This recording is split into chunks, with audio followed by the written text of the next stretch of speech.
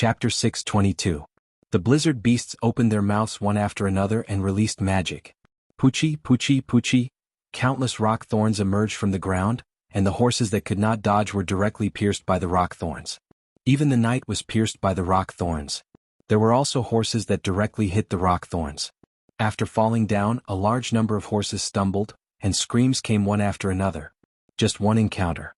The powerful World of Warcraft blizzard beasts gave the roaring orders of chivalry a heavy blow, and the formation was completely disrupted. 2 rounds of rock thorns were released, and the Coral Island orders of chivalry behind them had already rushed over. List whistled and rode Dosen into the roaring river under the stone bridge, followed by the 8 small ones behind him. They quickly made way for the orders of chivalry to charge. In the blink of an eye, the Coral Island orders of chivalry had rushed into the chaotic roaring orders of chivalry. Relying on the favorable environment created by the Blizzard Beast Squad, they madly slaughtered these elite Earth Knights. Countless chi collided and tore in the air, fighting skills of various colors were displayed, and long spears and swords collided. Blood and flesh splashed and the screams were drowned in the cries. Of course, the screams were mostly from the roaring orders of chivalry, while the cries were from the Coral Island orders of chivalry. The advantage created by the 9 intermediate World of Warcraft could not be erased in a short time. Watching his knight being slaughtered, Marquis Nuteo, who was following the charging team, finally couldn't stand it. He was riding a huge yellow tiger which was larger than the blizzard beasts. If it were not for the dust covering it, it would be very conspicuous in the team. Suddenly the tiger's body sank down. Marquis Nuteo got up and took off. Behind him, another 4 Sky Knights flew out with a whoosh. 5 Sky Knights soared in the sky. With such a powerful formation, once they attacked the orders of chivalry, it would definitely be a terrifying picture. Marquis Nuteo was completely angry. He was not ready to play the game of Earth against Earth and Sky against Sky. He wanted to directly defeat the Coral Island orders of chivalry and recapture Little River Heart Castle. At this moment, List had already returned to the front of Little River Heart Castle, and the 9 blizzard beasts also swam back one after another, lying on the ground to rest and restore the magic in their bodies. The Count glanced at the 5 Sky Knights in the sky and then at List. List nodded with a smile that was full of fighting spirit. He said softly in a voice that only he could hear, "It's time for me, the Slayer List Tulip, to show up." He unsheathed the Sky Cutter greatsword and activated his Dragon's Do Chi. Stop. Stop. 2 deep footprints were left on the turf. He soared into the air and directly went to meet the 5 Sky Knights. His eyes wandered around before finally locking onto the golden-armored Sky Knight with the densest chi within his body. Without a doubt, this knight who liked to wear golden armor like Deborah was Marquis Wildwave. When he was young, he was known as the Raging Wave Sword Saint, the Sky Knight with the perfect level of the water attribute, and the master of the river source, D. Maria Rainflower Stone. List saw him and he also saw List. Ignoring Llewellyn behind List, D. Maria rushed directly to List. His fighting spirit was high, but his expression was not the slightest bit careless. He had asked the fleeing knight of Little River Heart Castle and learned that on the battlefield the day before yesterday, List had defeated Yevich and Deborah with 1 sword strike each. Since Yevich and Deborah could guess that List belonged to the ancient warrior inheritance, he could naturally guess the same. There were strong and weak ancient warrior inheritances. The strong ones were the Marquis of Boulder, who wore bearskin, and were known as the strongest under the Dragon Knight. As for the weak ones, they were certainly the same as the knight training with beginners and losers. In his heart, he had already seen List as a strong person like the Marquis of Boulder, so he paid 120% of his attention. In his hand was a long sword that was as translucent as a light blue crystal. One could vaguely see that it was originally a piece of bone that had been carefully carved based on the original shape of the bone. There were no gems embedded, but the hilt, crossguard, and blade all seemed to be plated with a faint silver luster. Surging water attribute fighting aura covered the long sword. The flying Marquis of Boulder saw that he was about to collide with List. He suddenly waved the long sword, throwing out a light blue light that instantly turned into a surging waterfall, shrouding List. His nephew Deborah was of the thunder attribute. He was of the water attribute. Boom. The waterfall formed from high-level water attribute fighting aura engulfed List in the blink of an eye, like a huge wave crashing into a surfer. But just as the waterfall engulfed List, it exploded in the next moment. Countless water vapors rose, spreading into a large cloud in the air. Then within the water vapors, a smear of red blossomed. It crashed straight into D. Maria's chest, but it was List shrouded in flames. Dragon fighting defeating high-level fighting aura was nothing at all. Even if the opponent's high-level water attribute fighting aura was so thick that it was almost tangible, it still could not contend against dragon fighting aura. Ah! Di Maria screamed as he flew out. His golden armor was very strong, and the flame-covered sky-slicing sword did not split the armor. This kind of ability cannot test the depth of my ability at all. Liszt took advantage of the momentum to fall in the direction of Di Maria's fall. But the tortoise shell is quite hard. It should be an armor forged from orichalcum. It has indestructible properties and has anti-magic properties. Even the dragon fighting energy is no exception. Just this set of armor was probably worth a fortune. Liszt despised this very much. He hated rich people. But he did not have much time to think. Roaring orders of chivalry came with 5 sky knights. The Marquis of Wild Wave was the first to scream and fall back, leaving 4 sky knights. One was being suppressed by Lee William, and the other 3 rushed towards Liszt after the Marquis of Wild Wave fell back, stopping Liszt from continuing his pursuit. Get out of my way. Liszt's dragon fighting aura surged, and he swung the sky-slicing sword in a circle. A charged move, burning red clouds instantly blasted out.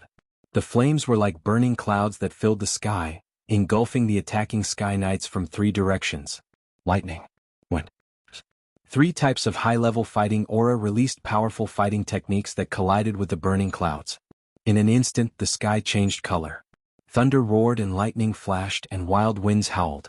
Coupled with the scattering of hail, it was like the end of the world. The battles of the Sky Knights could already change the weather, causing local strong convective weather. However, this was only a matter of a moment. The next moment, the burning clouds swallowed all the changes in the weather, leaving only the flames burning in the sky. The lightning stopped, the wild winds stopped, and the hail melted into water vapor, evaporating and disappearing. The 3 Sky Knights were all hit hard. Although they were not sent flying by Liszt's move, they were powerless to fly in the air, and could only fall to the ground at an accelerated speed. Liszt took advantage of this impact, and his body once again soared into the air, looking for the direction of the Marquis of Wild Wave. He was ready to strike while the iron was hot. But the magic eye that was constantly operating suddenly discovered that the roaring orders of chivalry below had undergone many changes. The originally colorful fighting aura mixed and tumbled along with the formation of the orders of chivalry. At this moment, it seemed to be guided by some kind of power, and the fighting aura quickly condensed and lifted up the figure of a person. It was the Marquis of Wild Wave, Di Maria Yuwashi. He held the sword in one hand and pointed it obliquely to the ground. His body did not leap, but stepped on the condensed orders of chivalry fighting aura, and slowly rose in mid-air. This huge orders of chivalry fighting aura and his own high-level water fighting aura attracted each other, merged and quickly condensed into a colorful cloud. At this moment, a classic line inexplicably emerged in Liszt's mind. Chapter 623.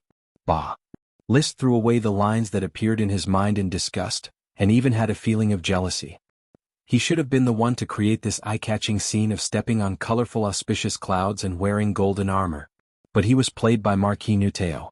Neither fish nor fowl. A monkey's crown. He frowned slightly, but his figure did not stop at all. No matter how eye-catching Di Maria Rainflowerstone's posture was for Liszt, it was just a matter of a sword slash. Blazing sun stab. Covered in flames, he suddenly waved the sky-slashing sword, and attacked fiercely with a charged move. Marquis Nuteo's eyelids twitched slightly, and a cold light bloomed in his eyes. He suddenly raised the Ice Soul Dragon-slaying sword in his hand, and slashed down diagonally with both hands. In an instant, the orders of chivalry's fighting energy that had gathered around him seemed to have a vent, violently erupting like a rolling tide, and the world lost its color. Boom! This surging mixed fighting energy quickly collided with Liszt's dragon fighting energy. The invincible dragon fighting energy could still easily collapse the mixed fighting energy, but the mixed fighting energy seemed to be endless. However, the mixed Do-Chi seemed to be endless. One batch of Do-Chi collapsed and another batch surged forth, forcibly repelling the dragon Do-Chi. Then like a wave, it hit Liszt, who could not stop his body. Clang. A very powerful attack. The mithril armor seemed to have been hit by countless big hands, and Liszt's internal organs almost shifted. His body could no longer maintain the state of floating and he fell from mid-air. Below was the roaring orders of chivalry. At this time, how could these Earth Knights let go of this heaven-sent opportunity? They all switched to bows and arrows, desperately shooting at the falling Liszt. The arrows were like rain, quickly shrouding the area where List had fallen, densely packed with innumerable arrows. The sun was setting. List once again erupted his dragon's fighting aura, and with a powerful strike, he swept away the rain of arrows. He was not like those sky knights who were sent flying by him. Although Marquis Wildtail's powerful strike made him fall, his body was still under his control, and his dragon's fighting aura was still abundant. But just as he parried the rain of arrows, a whistling noise came from behind him. It was Marquis Wildtail controlling orders of chivalry to attack him again. His body was falling and he couldn't even turn around to counterattack. He could only fill the air with dragon fighting energy to resist Marquis Nu Tao's second attack. Mixed fighting energy could still rely on quantity to make up for the difference and defeat the powerful dragon fighting energy. Shio. He tried his best not to scream out loud. List, on the other hand, could no longer maintain his poise and crashed into the ground like a cannonball. The moment he landed, there was only one thought in his mind: what kind of attack is this? Why is it that even my dragon's Do Chi is unable to resist it? Is it a secret skill of the Yuhuashir family, or some special cultivation system? Subsequently, his body shook and his vision went black. He had already crashed into the ground, creating a shallow human-shaped pit on the ground and sending up a large cloud of smoke and dust. He felt a burning pain in his internal organs. He opened his mouth and spat out a mouthful of blood. Ever since he transmigrated, he had experienced 3 wars and practiced in actual combat countless times. This was the first time he was beaten to the point of spitting blood. He was extremely shocked. Although he had hoped that Marquis Wildtail was strong and could be his whetstone. But he never thought that Marquis Wildtail would be so strong. This kind of attack that controlled the entire orders of chivalry was really beyond his imagination. He had never seen or heard of it. Dong dong dong, the earth was shaking. This was the charge of the night. List didn't dare to lie on the ground and gasp for breath. Once the Sky Knight was trampled by the hooves of the orders of chivalry and destroyed by the fighting energy, it was very likely that he would be crushed to death. So even if he had the physique of a half-step dragon knight, he didn't dare to use his own flesh and blood to resist the terrifying situation of being trampled by countless horses. Dragon fighting energy gushed out, and his body bounced up from the ground like a spring. He didn't fly too high, but he narrowly avoided several elite Earth Knights who were charging nearby. Then he turned around and swung his sword. Full red sun. Flames bloomed from the Sky Slasher sword, sweeping away several knights who wanted to beat the drowning dog. Then he crazily spewed fighting energy and fled into the distance. Because Marquis Wildtail, who controlled the colorful orders of chivalry fighting energy, had already caught up. List, who had experienced the power of this move, didn't dare to face Marquis Wildtail head-on. He kept running around to avoid the fierce, majestic and crazy mixed fighting energy attack. It had always been a smooth-sailing battle, and there had never been such a dangerous situation. He was very flustered. However, Marquis Wildtail was unforgiving. He didn't have any other thoughts. He controlled the orders of chivalry fighting energy and chased after List. Every time he swung the Ice Soul Dragon slaying sword, it would guide the mixed fighting energy and turn it into a tidal wave, crushing List, who was fleeing in all directions. Without a half-step dragon knight riding a dragon, List was in an awkward situation. On the other side, his son, who had pinned his hopes on his unknown power, Sea Wave Sword St. Lee William, gradually realized that the situation had changed. He was originally chasing after a Sky Knight to kill him. However, as List was being chased by Marquis Wildtail, the 3 Sky Knights who were sent flying started to target him. This meant that he was facing 4 Sky Knights as a Sword Saint, and at least 2 of them were Sword Saints. How could this be? Lee William was no longer in high spirits. He wanted to turn around and escape, but he realized that he was surrounded by 4 Sky Knights and had nowhere to run. The situation in the sky continued to deteriorate. On the ground, the 2 orders of chivalry were constantly charging. The situation was gradually reversed. Originally, the Coral Island orders of chivalry were crazily killing the Roaring orders of chivalry. However, as more and more knights joined the Roaring orders of chivalry, the advantage created by the Blizzard Beast squad was gradually wiped out. The Coral Island orders of chivalry were caught in a bitter struggle. Emily was holding the 3rd Knight's spear. Her mithril armor was already stained with blood from the 2nd Earth Knight she stabbed to death. She raised her head and looked into the distance. Her loyal follower, Sir List, was being chased by Marquis Wildtail. On the other side, Sir List's father was being besieged by 4 Sky Knights in turn. It was only a matter of time before he was defeated. As for the surrounding Coral Island Knights, the entangled chi was already in a state of fragmentation. Emily knew that the balance of this war was gradually tilting towards the roaring orders of chivalry. The orders of chivalry under the Count against the orders of chivalry under the Marquis. It was extremely difficult to win. But she was not afraid at all. Because this was a fight for Sir List. She was willing to fight to the last drop of blood. She clenched her fists. There was a sudden restless warmth in her body, and a new chi emerged. The appearance of this chi seemed to fill her body in an instant. Her heart moved. She understood that she had touched the bottleneck of the Earth Knight and became an elite Earth Knight. But there was no time for her to get excited. The orders of chivalry once again collided with the roaring orders of chivalry. Many familiar and unfamiliar knights fell from their horses under the piercing of the knight's spear. There was even a Black Horse Island knight who taught her knight lessons. Suddenly. Chapter 624. Facing the knight's spear that almost killed her, Emily's gaze did not waver. Emily's eyes did not waver at all. She quickly raised her knight's lance, infused it with lightning combat chi and thrust forward. In the blink of an eye, the two horses brushed past each other. Crack. The spear shaft broke. The spearhead pierced through the other party's chest. She had killed another Earth Knight. But it was to no avail. Coral Island's knight continued to lose members. There were originally more than 1,000 cavalrymen, but after a few charges, a third of them had already perished. Behind the roaring orders of chivalry, new knights continued to emerge. These knights were not elites and were mostly miscellaneous troops. But for the battlefield they were powerful reinforcements. In order to deal with the invaders, Marquis Wildtao dispatched almost all the orders of chivalry to attack the river source, the number of which might have exceeded 3,000. He wanted to completely destroy the Coral Islands orders of chivalry here. Emily did not know what the final outcome would be, nor was she in the mood to think about it. Every time she killed an enemy knight, she felt her whole body heat up. Infinite power emerged from her limbs and bones, urging her to continue the charge. Charge. With a loud shout, she became the leading knight of a squad of knight. Holding the fourth knight's spear in her hand, she aimed at the Black Knight in front of her and suddenly launched a new charge. Thunder-attributed chi filled the air, unexpectedly condensing, entangling, and interweaving the chi in the surroundings that was about to fall apart. The knights behind him all felt as if their chi was resonating with something, and there was a huge increase in their strength. Following this feeling, the knights frantically shouted, "Charge! Charge! Charge! Flee! Flee again!" List found that he could not contend against Marquis Wildtao, who was controlling the orders of chivalry's chi.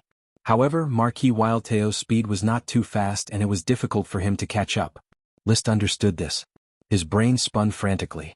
The restlessness and arrogance he had before the battle had been completely shattered. He began to carefully deal with every crisis. From the corner of his eyes, he noticed that even though William was in a precarious situation, he was, after all, a veteran sword saint. Not only that, but he was also a water element warrior who specialized in endurance and toughness. He would not be defeated so easily.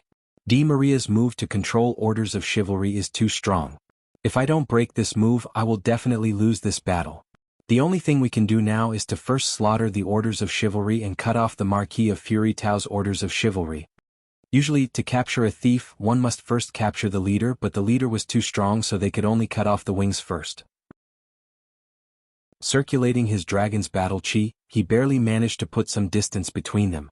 List quickly switched to the swift shadow bow and coolly turned his head to look at the moon. 3 arrows flew in a triangular formation towards the position of roaring orders of chivalry, who was not protected by Marquis Nuteo. Boom, boom, boom. Every arrow exploded, setting off a sea of flames that engulfed a few black-armored knight riding on a black horse. "Stop." Marquis Nuteo spoke for the first time. Using some unknown method, his voice reverberated above the orders of chivalry like thunder. Hearing this, List's eyes grew brighter and brighter. The enemy's intimidation usually meant that he did the right thing. He once again fled into the distance, turned his head to look at the moon again, and killed a group of knight with 3 arrows. After going back and forth several times, apart from eating his dust, Marquis Nuteo had no other achievements. On the contrary, the more List shot, the happier he became. Moreover, he learned how to shoot and coordinated with the Coral Islands orders of chivalry. He observed the momentum of the Coral Islands orders of chivalry's charge and cleared out the roaring orders of chivalry's resistance. With the power of the Dragon Knight, dealing with a group of Earth Knights was simply like using an anti-aircraft gun to hit a mosquito. Although it seemed like bullying the weak, the effect was remarkable. One person and one bow, coupled with a steady stream of arrows from the gem space, was simply like a rocket launcher with an infinite burst, shooting and exploding non-stop. Stop. List. You coward. Fight me if you have the guts. When Marquis Nuteo saw List frantically weakening the Roaring Knight's elites, his heart bled and he roared again and again.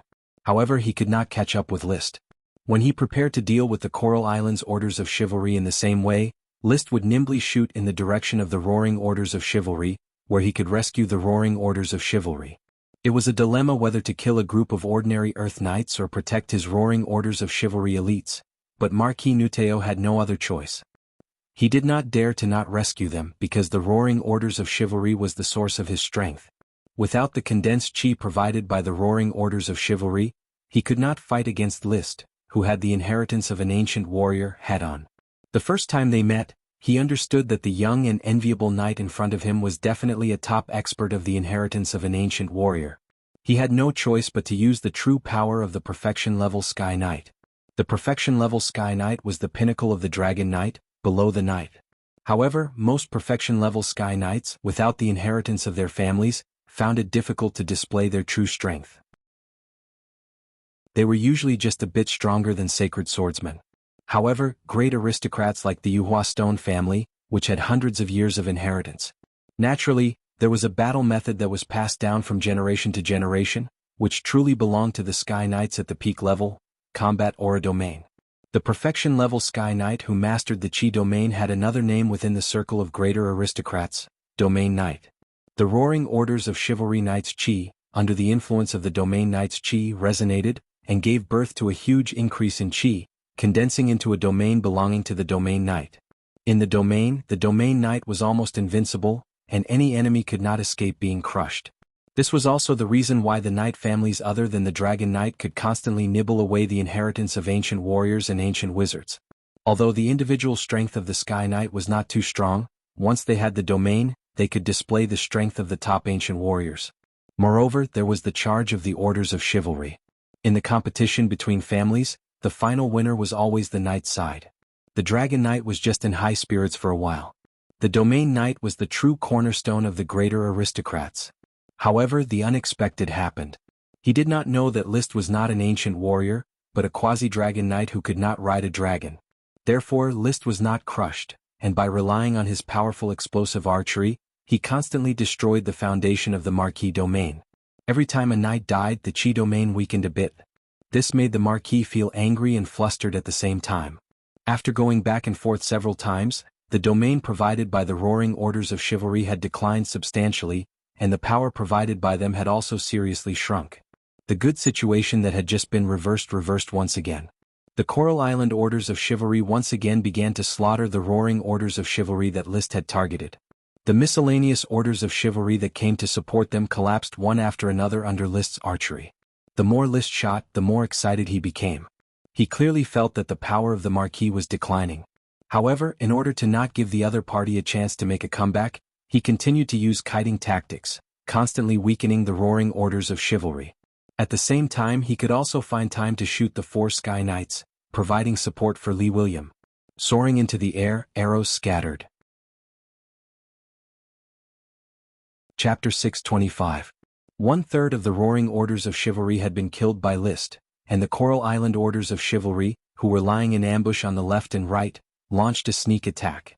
List's magic eyes clearly saw that the chi of the Orders of Chivalry condensed by Marquis Wildtao had become thin and loose, no longer as mighty as before. At this time, the furious Marquis Wildtao had nothing to say. List clearly felt that he might have had the idea of escaping, but because the Roaring Orders of Chivalry was still charging, he was reluctant to abandon his Orders of Chivalry. However, when List pulled the bowstring again, 3 arrows suddenly defeated a Sky Knight, giving Lee William a chance to catch his breath. Marquis Wildtao could no longer persist. He thoroughly understood that this furious attack was already a failure. Roaring Orders of Chivalry, listen to my command, retreat. With a roar full of resentment, the Domain Knight, clad in golden armor, personally brought up the rear, trying to buy time for the Roaring Orders of Chivalry to retreat. Rumble. Following Marquis Wildtao's order, the Orders of Chivalry, who were already terrified by List's arrows, turned around one after another, no longer daring to launch another charge, and instead frantically fled the way they came. The stalemate collapsed. The roaring orders of chivalry fled in disorder, while the Coral Island orders of chivalry pursued. Unfortunately, the Coral Island orders of chivalry were already in the midst of a series of charges, their numbers were sharply reduced, and they were unable to expand the results of the battle. They could only watch as the other knight fled into the distance. However, the orders of chivalry could escape, but Marquis Wildtao could not. After withdrawing the swift shadow bow and seeing the roaring orders of chivalry begin to retreat, List didn't say any nonsense. He swooped down towards Marquis Wildtao with the Sky Cutter sword in hand. High-level fire-attributed dragon chi circled around his body. Bathed in flames, he activated the accumulated power move, Blazing Sun-Scorching Stab. You want to escape? Have you asked for my permission? It was as if a comet was crashing into Earth. Marquis Wildwave didn't fall back. He was still controlling the thin orders of chivalry's combat chi. He swung his Ice Soul Dragon slaying sword, creating a giant wave that clashed with the fireball that List had turned into. Thump. The flames and the waves swallowed and splashed each other. Half of the sky was fire and the other half was rain. The flames were mixed with evaporated water vapor, and the rain was mixed with inextinguishable flames. Borrowing strength from each other, the two of them continued to swing their swords in the sky. At first, the impure water-attributed battle chi and the pure fire-attributed battle chi were evenly matched. However, as the flames continued to devour the waves, the Marquis soon felt that he was surrounded by flames. Roaring orders of chivalry had already retreated to the rear. Orders of chivalry pulled his Do Chi away from him. His Do Chi domain was weakened once again. It was no longer able to resist the erosion of the dragon Do Chi. From crushing List, he was gradually being crushed by List. After a few moments of carelessness, the sky-slicing greatsword, which was full of cracks, had already cut open his golden armor. If it wasn't for the Ice Soul Dragon slaying sword being very hard and able to break off a little of the sky-slicing greatsword's blade, List would have already slashed at him. No matter what move it was, as long as it could kill, it was an exquisite move. Clang. Another longsword collision. The Ice Soul Dragon slaying sword knocked off a piece of the sky-slicing greatsword's blade. Marquis Wildwave took advantage of the situation and shouted, "Sapphire's ancient warrior inheritor, List Tulip. The battle of orders of chivalry is over. I have to admit that you are very strong. There is no point in continuing to fight. Why don't we stop here and talk about Deborah's ransom?" List didn't answer. Now that he had the upper hand, he wouldn't let Marquis Wildwave off just because of some nonsense. Glancing at the sky-slicing greatsword that was already on the verge of being scrapped, he hardened his heart and suddenly roused the little remaining dragon's chi in his body, pouring it all into the sky-slicing greatsword. Concentrating all his strength, he brandished his hands and slashed down in a circle, looking like he was going to cut Marquis Wildwave into two. Seeing this, Marquis Wildwave's eyes were red. "What enmity do I have with you?" He cursed in his heart, but he had no choice but to raise the Ice Soul Dragon slaying sword above his head in a panic to resist List's suicidal attack. However, he miscalculated once again. List's move was just a feint. His real target was the Ice Soul Dragon slaying sword's hilt. Clang. The sky-slicing greatsword broke into two pieces on the spot and was completely destroyed. However, the surging dragon's chi exploded, successfully injuring the Marquis Wildwave's hand that was holding the Ice Soul Dragon slaying sword. He dropped the Ice Soul Dragon slaying sword on the spot. He seemed to understand that he had been tricked. Marquis Wildwave ignored the injury on his hand and pounced on the falling Ice Soul Dragon slaying sword. List was panting.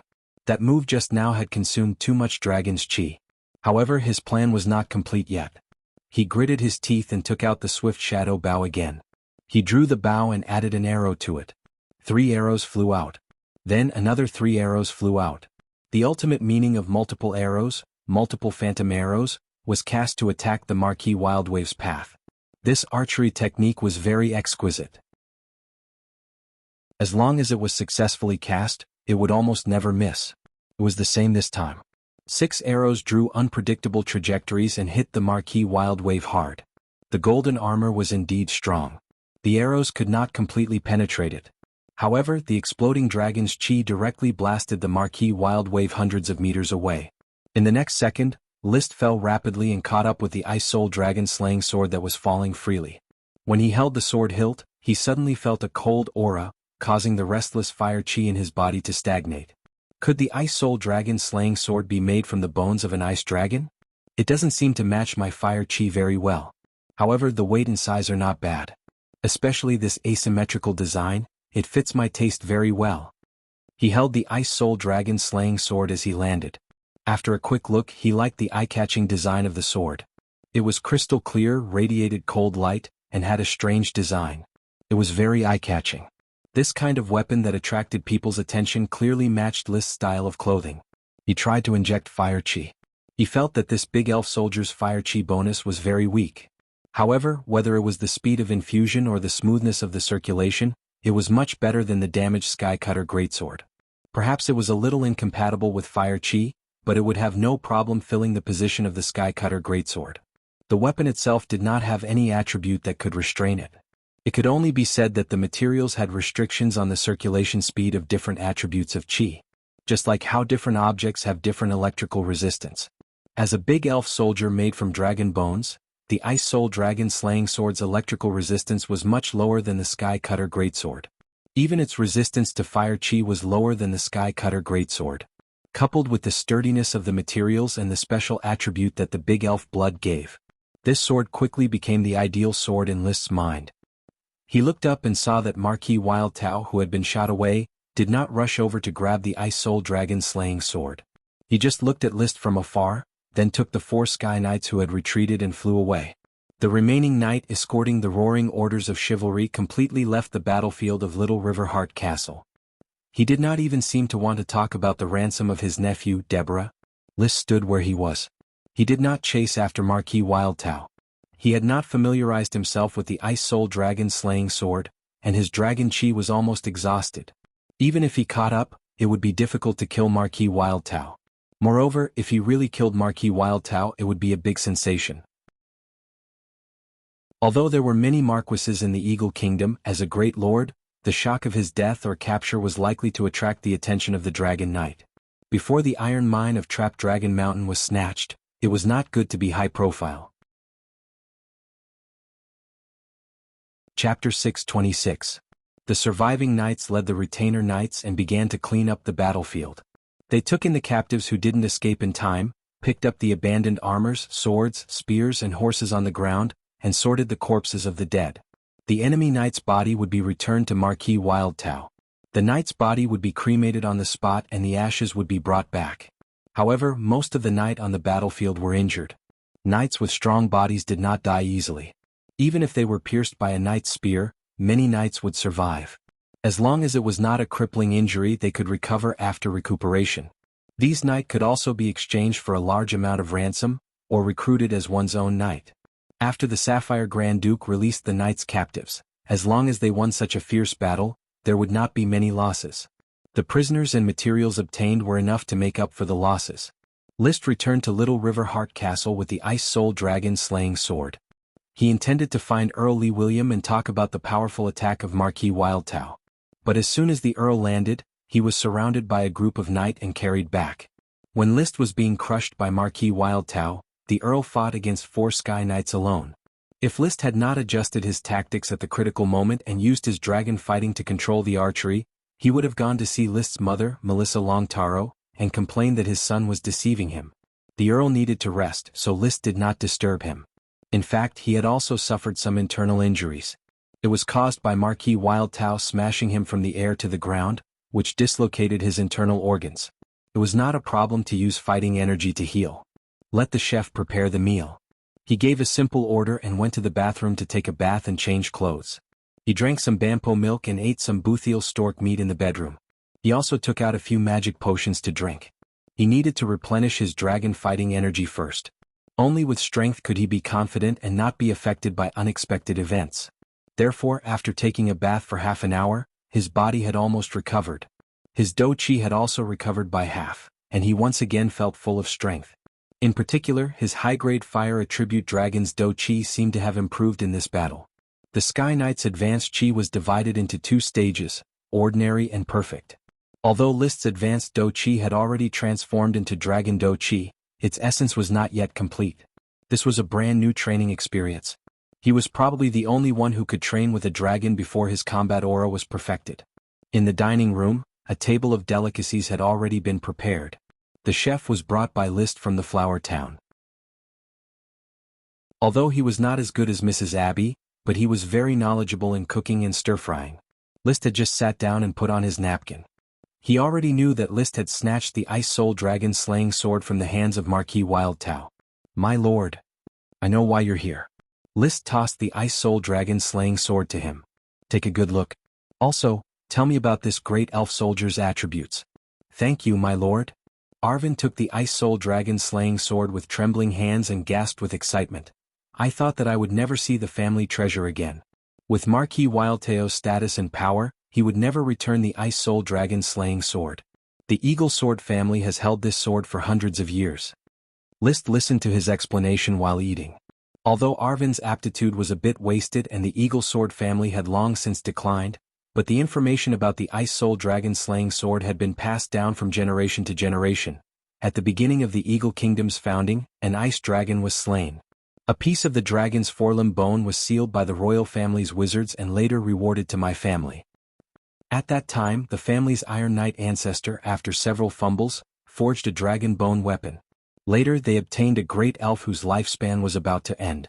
They soaked it in the great elf's blood and recast it, completing the Ice Soul Dragon slaying sword as a symbol of the family's inheritance. Its basic attribute is to amplify the ice attribute fighting energy, which can achieve a fourfold effect. The more powerful the knight, the more power it can display. At the same time, it can amplify the water, thunder, and wind attribute fighting energy by 2 to 3 times. Even the fire attribute fighting energy can achieve a one-fold amplification. At the same time, it can also increase the degree of solidification of fighting energy and slow down the speed at which fighting energy dissipates. But its real strength is the special ability given by the Great Elf's blood. This is a secret that even Marquis Wildtao doesn't know. I've always said to Deborah that I don't know, but in fact, I do. The blood of the elves had a special bonus to weapons. List was very clear about this. As a small elf weapon, the Swift Shadow Bow's special effect was to increase the speed of arrows. So he asked with shining eyes, "What is the special ability of the Ice Soul Dragon slaying sword?" "Ice Sealing Domain." "Ice Sealing Domain. What does that mean?" Arvin replied, "My lord, I watched the whole battle between you and Marquis Wildtao from the castle. If my family's inheritance is not wrong, Marquis Wildtao is a powerful domain knight." "Domain knight? What does that mean? Ancient warrior inheritance?" "On the contrary, the domain knight severed quite a lot of ancient warrior inheritance. I'm just an elite earth knight and don't know much about the sky knight. In the knowledge passed down by my family, it is recorded that the perfect sky knight can resonate with the fighting energy of the orders of chivalry and form a powerful fighting energy domain." "Tell me in detail." "I heard my father mention it before. At that time, I just treated it as a story and listened to it casually. I'm not very clear. My father told me that the fighting energy domain of a domain knight is not indestructible. The Ice Soul Dragon slaying sword can freeze the resonance of the fighting energy domain and cut off the source of the domain knight's power. This was a new training system.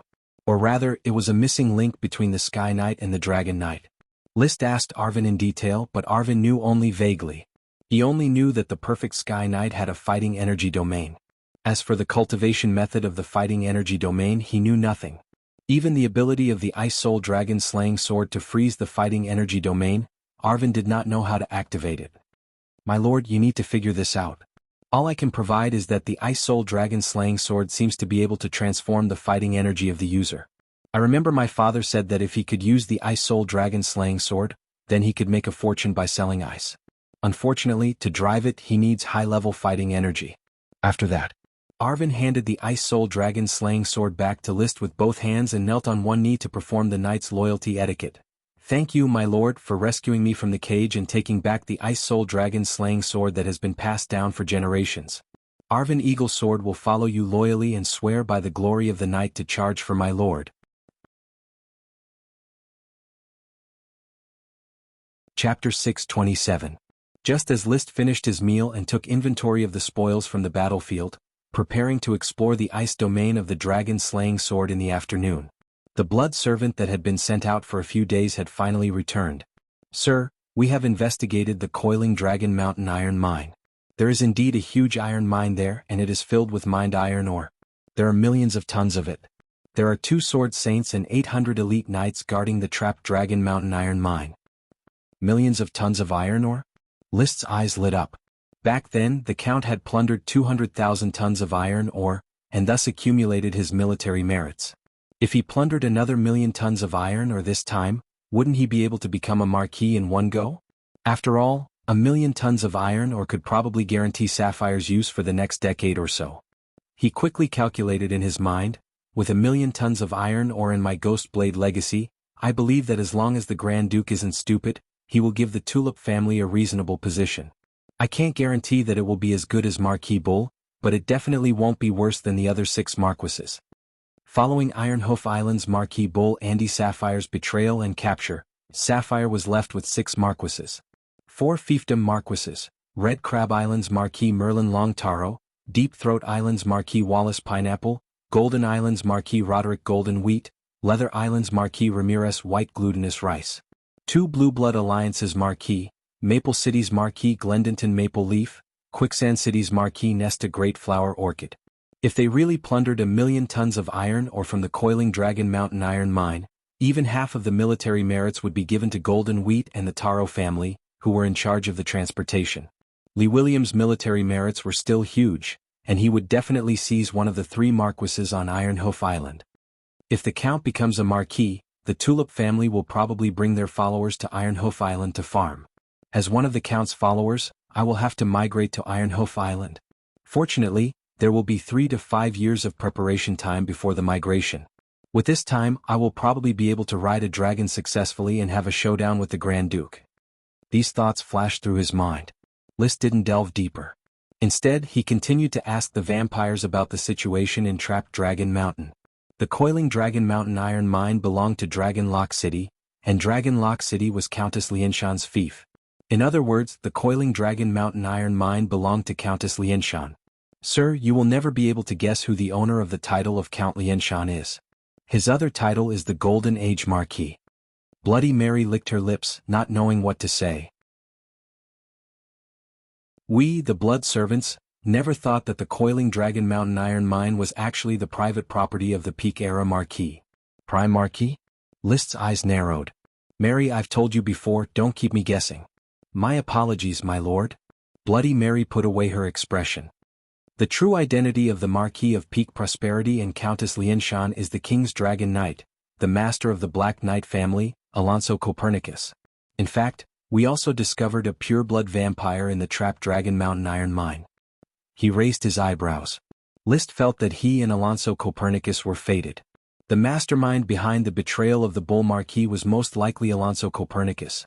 The financial backer behind the Goat Gathering was Alonso Copernicus, and the master of the Black Knight family was also Alonso Copernicus. Now, even the iron mine that he planned to rob still belonged to Alonso Copernicus. I haven't even succeeded in riding a dragon, and I already have to completely offend a powerful dragon knight. Or is it that when I announce my identity as a dragon knight, the person who will most likely initiate the dragon-slaying war will be this Eagle Kingdom dragon knight? This thought emerged in List's mind and he could not help but ponder.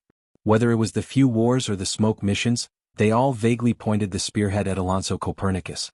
Perhaps, this person would really be his future opponent in the dragon-slaying war.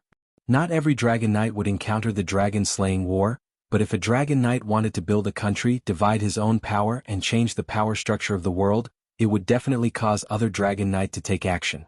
Either one or a few would come to test him.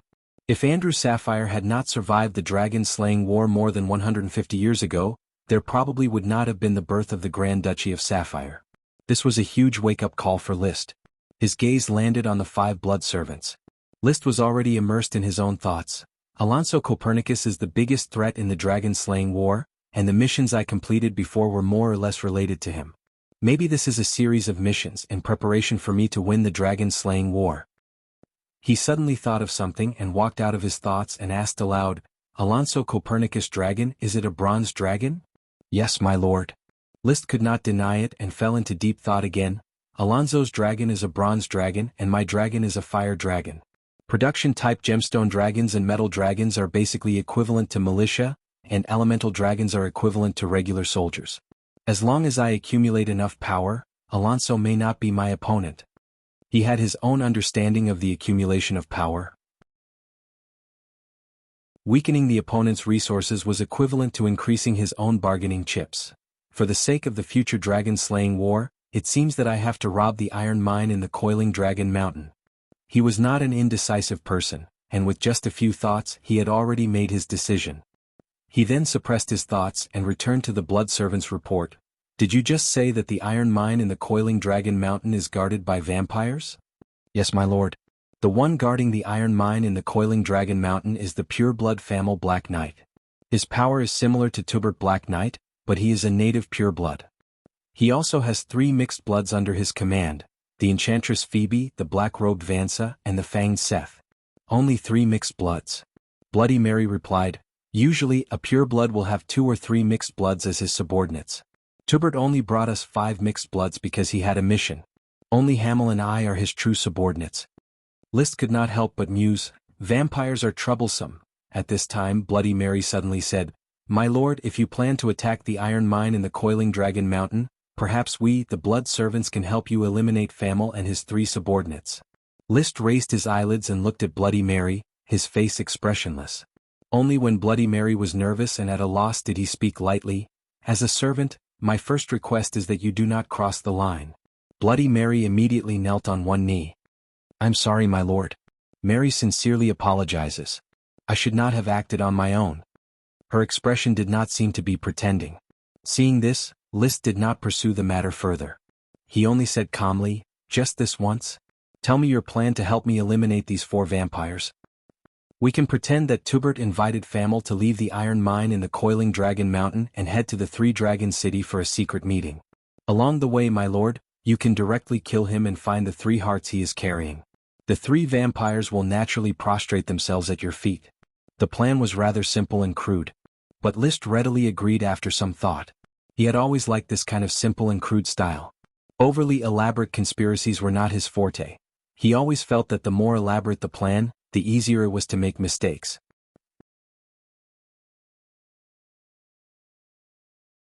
Chapter 628. If the plan is successful, Mary, I will reward you with Tubert's heart. As for you guys, continue to make contributions and Famer's heart may belong to one of you. Just relying on a big stick could make the blood servants revere him, but they would not necessarily work hard. But with Carrot's participation, it was believed that these vampires would do their best to obtain the delicious pure-blood vampire's heart. But looking at the expressions and eyes of Bloody Mary and the 4 blood servants, he knew that the method was effective. He sent away the blood servants. List sat on Deborah's mount and focused on summoning the smoke mission.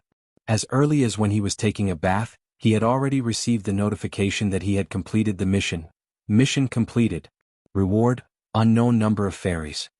The issue of Deborah's ransom had not been negotiated yet, so the reward for this mission was still unclear. But List was not in a hurry. He even planned to deliberately delay the ransom exchange to numb the Marquis of Fury Tau so that he could complete the plan to attack 3 dragon cities and trap Dragon Mountain. Finally, he could squeeze out time to transport the iron ore.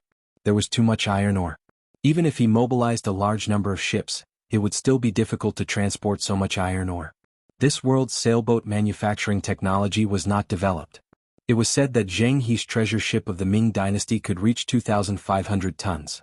Even a tenth of its size could reach 250 tons. Unfortunately, a 2-masted merchant ship here could transport more than 1,000,000 tons of cargo. 1,000,000 tons of iron ore needed to be transported over 10,000 times. The Tulip family had about 100 merchant ships, the Taro family had about 700, and the Golden Wheats family had about 1,100. Altogether there were about 2,000 ships.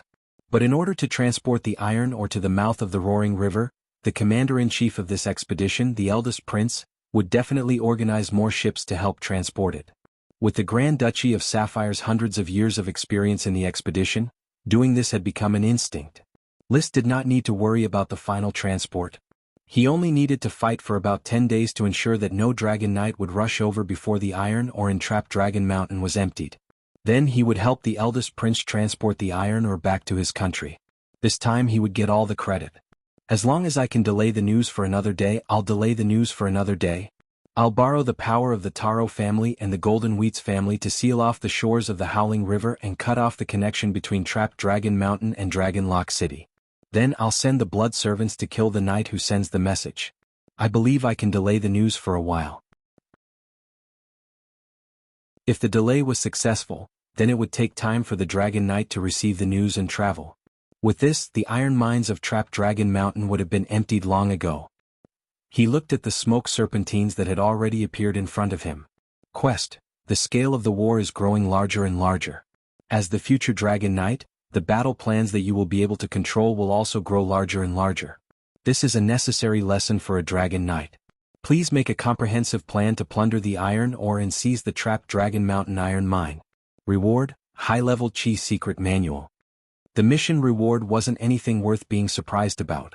With the secret manual of Rising Red Sun Flame, he didn't need to practice anymore. What's more, he still had the Earl's Giant Wave Breaks the Tide, and the reward of killing Earl Snade, the 15-kilogram Thunder Sky Flash. One more could only be used as a reserve. He was focused on the mission itself.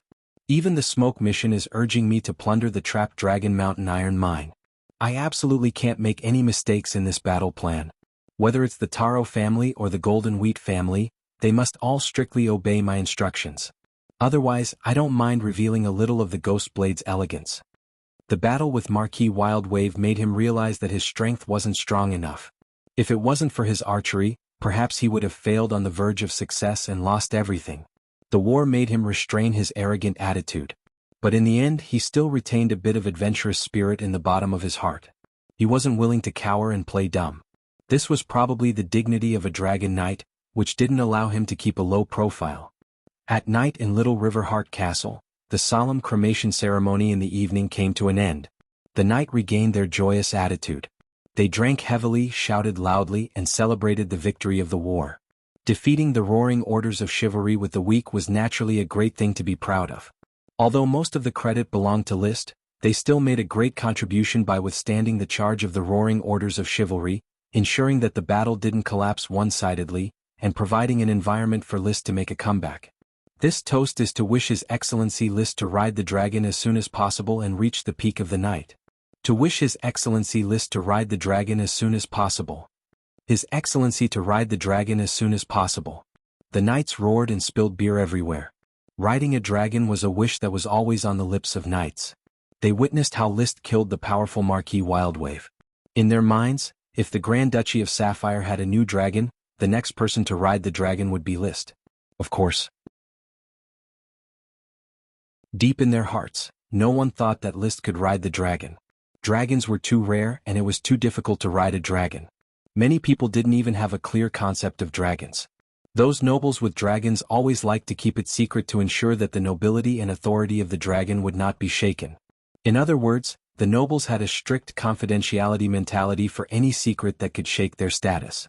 Elf training was confidential, knight training was confidential, Iron Knight training was confidential, cultural knowledge was confidential, and dragons were the most confidential content. At this moment, List, who was being congratulated by the knight, was chatting with the count, who was resting in bed in the bedroom. The battlefield has been counted. More than 500 people were killed, but more than 800 were captured. I myself only replenished the Black Horse Island orders of chivalry, and then most of the night was used to make up for your losses. Viscount Jonas and Viscount Trick are satisfied with the results of this distribution.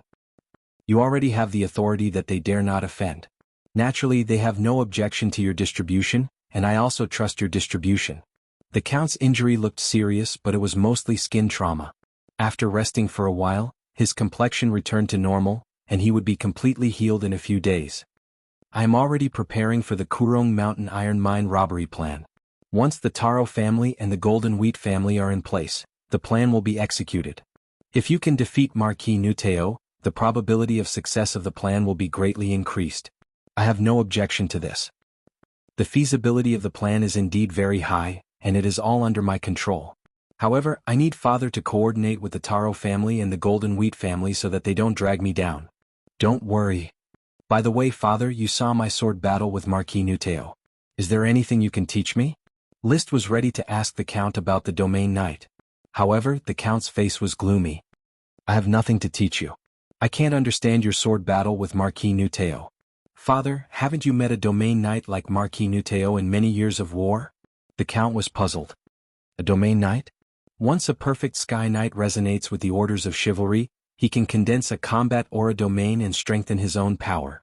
Such a perfect Sky Knight is called a Domain Knight. There are many perfect Sky Knights in the country, including Grandfather. Don't tell me you don't have a combat or a domain? Maybe you can wait for Roderick to come and ask him. The Count leaned on the pillow and looked at the ceiling with a confused look. I have experienced more than 20 orders of chivalry, but every time I fight, I deliberately avoid the Marquis's forces. If it wasn't for you, I wouldn't have agreed to fight Marquis Nuteo head-on. His meaning was clear. Lee William had always adhered to the policy of bullying the weak and raiding resources. So he might have fought a perfect Sky Knight before, but he had never fought a perfect Sky Knight in a big battle like the Orders of Chivalry. That was why he had never experienced the power of a Domain Knight. He didn't even know that there was a Domain Knight above the perfect level. He let out a long sigh. Suddenly, he turned his head and looked at his young but mature second son. When Roderick and Mesiro arrive, they will ask you why you are so strong. Maybe you should tell me how the glory of a knight favors you. Liszt was silent for a moment.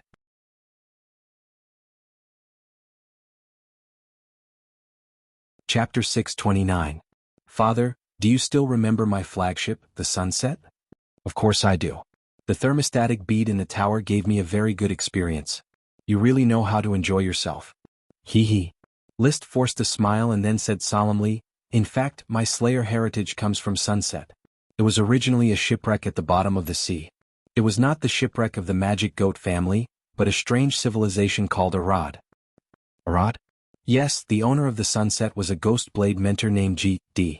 After the collapse of the Arad civilization, he crossed the sea to find a new habitat suitable for his people, but he encountered a catastrophic tsunami. He only had time to leave the ghost blade heritage and then sank in the sea. So, you got the ghost blade heritage from G.D. Is this the real reason why your cultivation progress is so fast and your strength is so outstanding? The Count seemed to show some signs of relief, probably because he knew that his son was outstanding for another reason, so his face was a little better. The sword cuts the body, the heart cuts the soul. Use your ears to hear and your heart to cut. Liszt said these two eye-catching slogans lightly. The sword of a ghost blade never hesitates because wisdom is with me. This is the teaching left by Mentor G.D., and the spiritual power pursued by ghost blades. From your battle, I can see that the ghost blade is indeed a powerful heritage. Yes. Then, as the ghost blade heir, can you teach more people to inherit the ghost blade heritage? I'm afraid not for the time being. The most important thing about the ghost blade heritage is the spiritual power heritage. My spiritual power comes from the spiritual power left by Mentor G.D. Unless I can understand the ghost blade heritage, I can't teach others the spiritual power of the ghost blade. The ghost blade heritage was nonsense, so of course he couldn't teach others casually. Seeing that the Earl still wanted to ask. He felt that the story he made up was wonderful enough, so he changed the topic. Father, the ghost blade heritage is very mysterious and powerful. I hope the family can support me and keep the core secret for me. When I understand the heritage, I will be the greatest help to the rise of the Tulip family. He heard that Liszt was willing to hand over the ghost blade legacy to his family. William's breathing quickened. Don't worry, I know the value of an ancient warrior's legacy. This is an opportunity that belongs to you. Even an archduke can't force it. Moreover, the Sapphire clan has the inheritance of the Dragon Knight, so there is no need for them to come and demand the ancient warrior inheritance of their followers. Liszt nodded and said no more. His feelings towards the Tulip family were rather complicated. On one hand, he had already been in theft and was an independent individual, so all the profits belonged to him.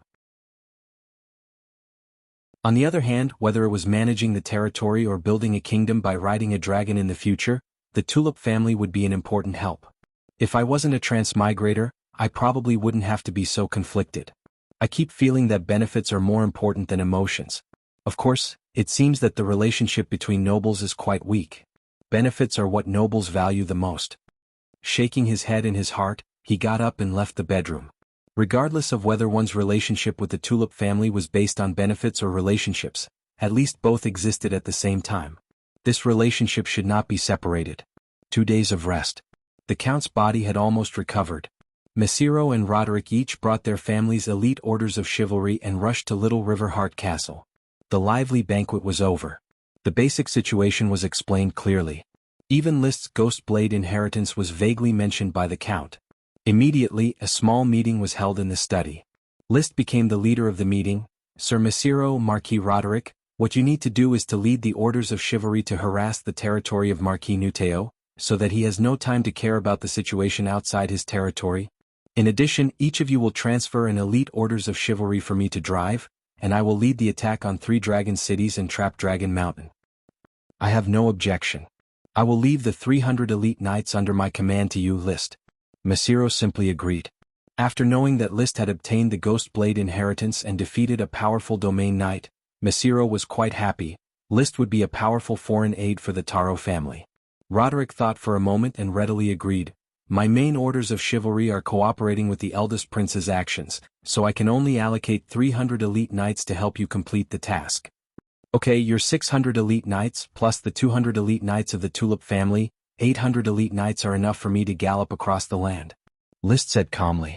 After experiencing the crazy battle with Marquis Nuteo, he already knew his limit. Knowing himself, no longer being arrogant, he became more confident. Without much hesitation, after the orders of chivalry were ready, List led the mixed elite orders of chivalry along the road explored by the blood servants, bathing in the rising sun and galloping westward.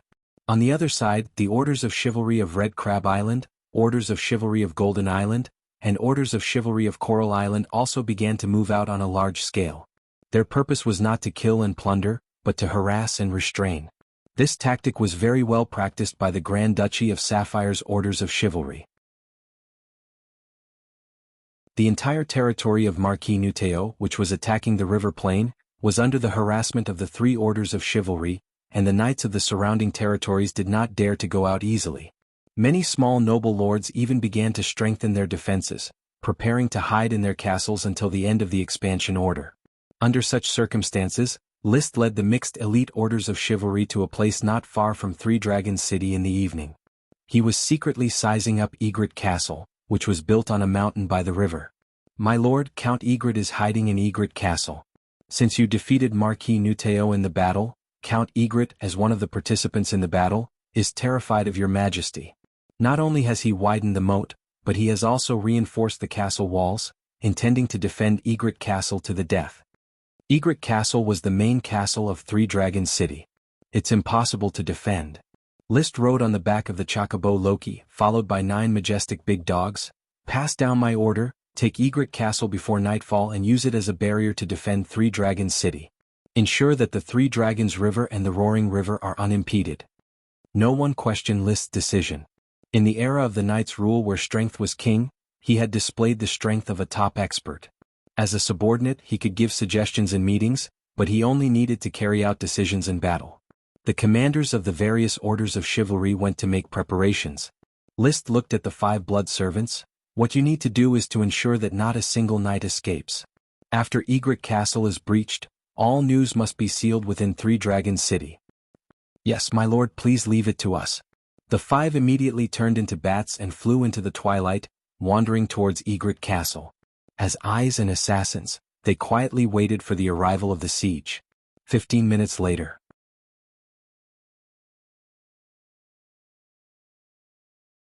Chapter 630. Enemy Attack. A dull horn sounded in Egret Castle. All the knights hurriedly put on their armor and rushed to the top of the wall to observe the enemy and defend the castle. Count Heron, who hurriedly put on his armor, also climbed to the top of the castle wall and looked at the mixed orders of chivalry galloping in the dusk. The elite knight of Coral Island had silver helmets and silver armors, the elite knight of Red Crab Island had golden helmets and golden armors, and the elite knight of Golden Island had gray helmets and gray armors. Their horses were also of different colors. Although it was a mixed orders of chivalry, Count Heron still began to tense up. He saw the flag in front of the orders of chivalry fluttering in the wind, a long red flag embroidered with a blooming black tulip pattern. He remembered this pattern deeply. 3 days ago, the defeat of the roaring orders of chivalry was due to this flag. It's him, it's him, it's him. Count Heron's chest heaved up and down with a trace of trembling. He remembered the unparalleled battle in which Marquis Wildtao, with the power of the entire orders of chivalry, was ultimately defeated by an excessively young Sapphire Knight. Marquis Wildtao was his lord, one of the top-ranking marquises of the Eagle Kingdom. Therefore he was well aware of the strength of Marquis Wildtao. He had followed Marquis Wildtao since he was a teenager, and in the blink of an eye he was already a middle-aged man. He had seen the elegance of a domain knight more than once, especially during the expedition to the border. Even the famous bearskin Marquis Boulder had a status slightly lower than Marquis Wildtao.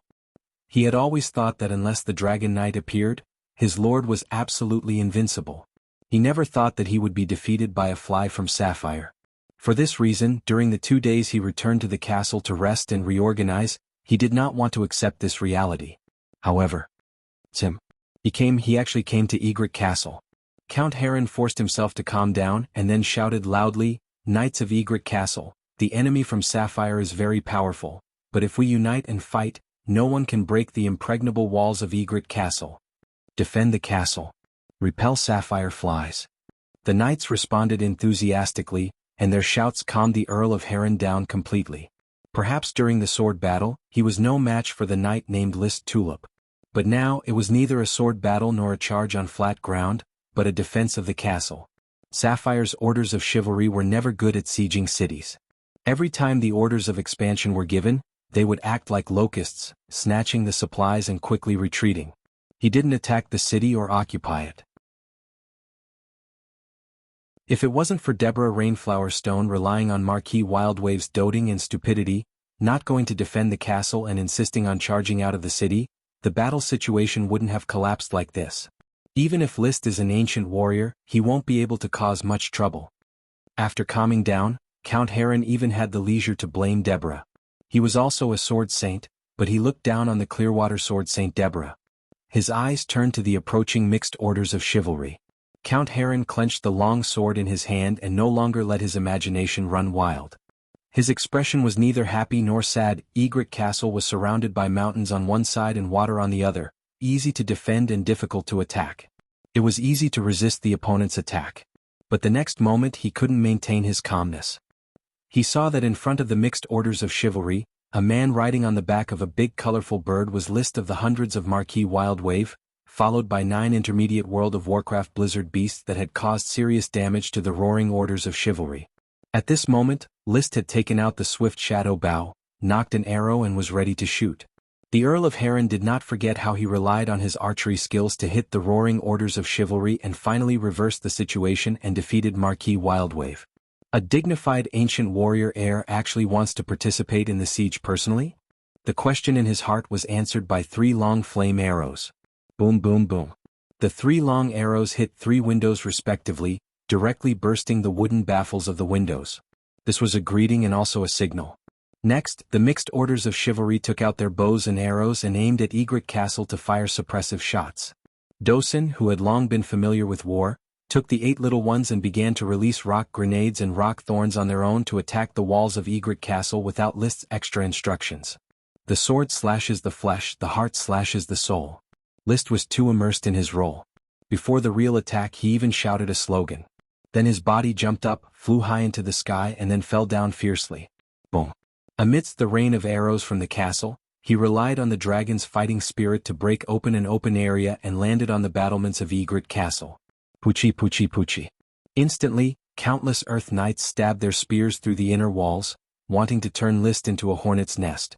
List's eyes turned cold, and the Ice Soul Dragon's slaying sword transformed into flames, instantly cutting the knight's spear into 2. The hardness and sharpness of the dragon bone coupled with the dragon's fighting spirit was inexplicably sharp.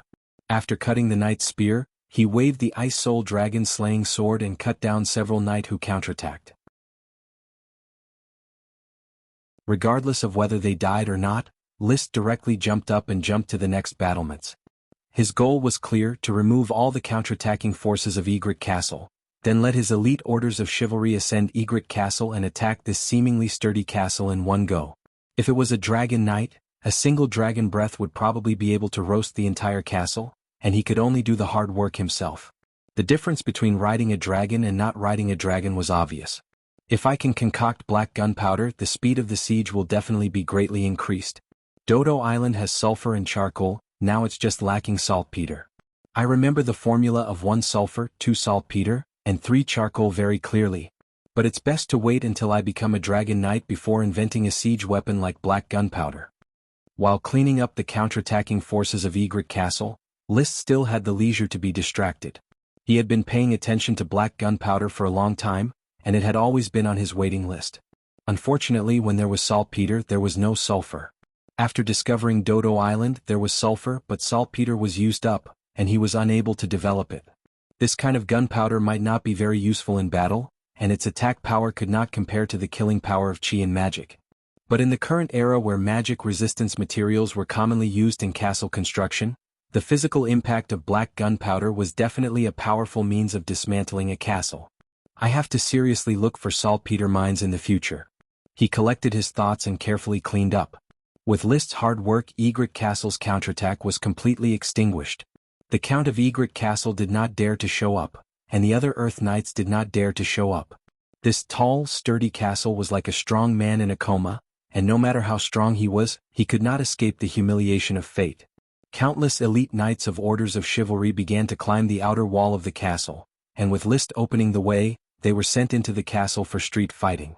He himself was mixed in with the team, and with the magic eye, all the Earth Knights with strong chi were his key targets. And he quickly locked the position of the Count of Egret Castle, and led the knights to push all the way to the Count. Chapter 631. I Surrender. Just as List expected, when he passed through the encirclement of many knights and stood in front of Count Heron, this earth-attributed sword saint threw away the sword in his hand. A wise man submits to circumstances. I'm beginning to admire you. Then I'll have to trouble you to stay in prison for a few days. Let's both think about it carefully for a while, then we'll discuss the issue of your ransom. List said gently. The other party did not resist, so he naturally would not lose his elegance. At this point, at nightfall, a battle with a predetermined outcome quietly ended, and the castle's prison was overcrowded. List sat on the main seat of the castle hall and ordered, Commander Marcus, send someone to inform Sir Masiro and let him arrange for orders of chivalry to come and take over Egret Castle. This castle is located at the intersection of the Three Dragons River and the Roaring River. We must treat it carefully to ensure the smooth flow of the Golden Waterway. Yes, sir. Marcus accepted the order excitedly. He was fortunate enough to know List's plan, so he was in a state of excitement for the past few days. The merit of seizing the iron mine was destined to benefit a large number of knights, and he was almost certain that he would be promoted to a noble and become a lord knight. Because the merit was too abundant, he might be promoted to a baron in a few years. List was not a stingy lord. He had always been generous with the merits of his subordinates. Marcus was well aware of this. List, who was sitting on the main seat, took a sip of tea and said, Everyone, although Egret Castle has been breached and the Three Dragons City has become our resource collection ground. But you must understand that the Three Dragons City and Egret Castle are not our ultimate goal. Rest for a night and we will continue tomorrow. Yes, sir. Then go and rest. There will be no dinner party. When the real goal is achieved, you can enjoy the banquet every day and the abundant merit will make you go crazy. The regiment commanders of the Orders of Chivalry, who were greatly encouraged, bowed respectfully and left. At this time, a bat flew in from the window and quickly transformed into Bloody Mary, who was wearing leather clothes and a black cloak. She had already put on Tubert's cloak, and the wide cloak completely covered her voluptuous figure. She had decided to use her ability to get ahead, not her beauty. Of course, the main reason was that beauty didn't work. Her personal style began to abandon her charm and became serious. Sir Mary is reporting to you. Yes. List was a little disappointed with the conservative Bloody Mary. Although the female vampire was old, her figure and skin were well maintained, and she was still pleasing to the eye. He slightly regretted giving her Tubert's cloak as a reward. It would ruin a beautiful scene for no reason. We've already sealed off Egret Castle, including the tunnels to the castle. We've already killed a few knight and rats who tried to send messages. Currently, Hamel and the rest are still sealing off all the exits to ensure that no news from Egret Castle is leaked. Very good. List stood up. Next, hand over the sealing mission to the Orders of Chivalry on night duty. We'll begin the hunting plan. Bloody Mary unconsciously licked her lips. As you wish, sir. The dark night was the favorite environment for vampires. There was no sunlight, only endless shadows, which allowed them to move freely in any corner.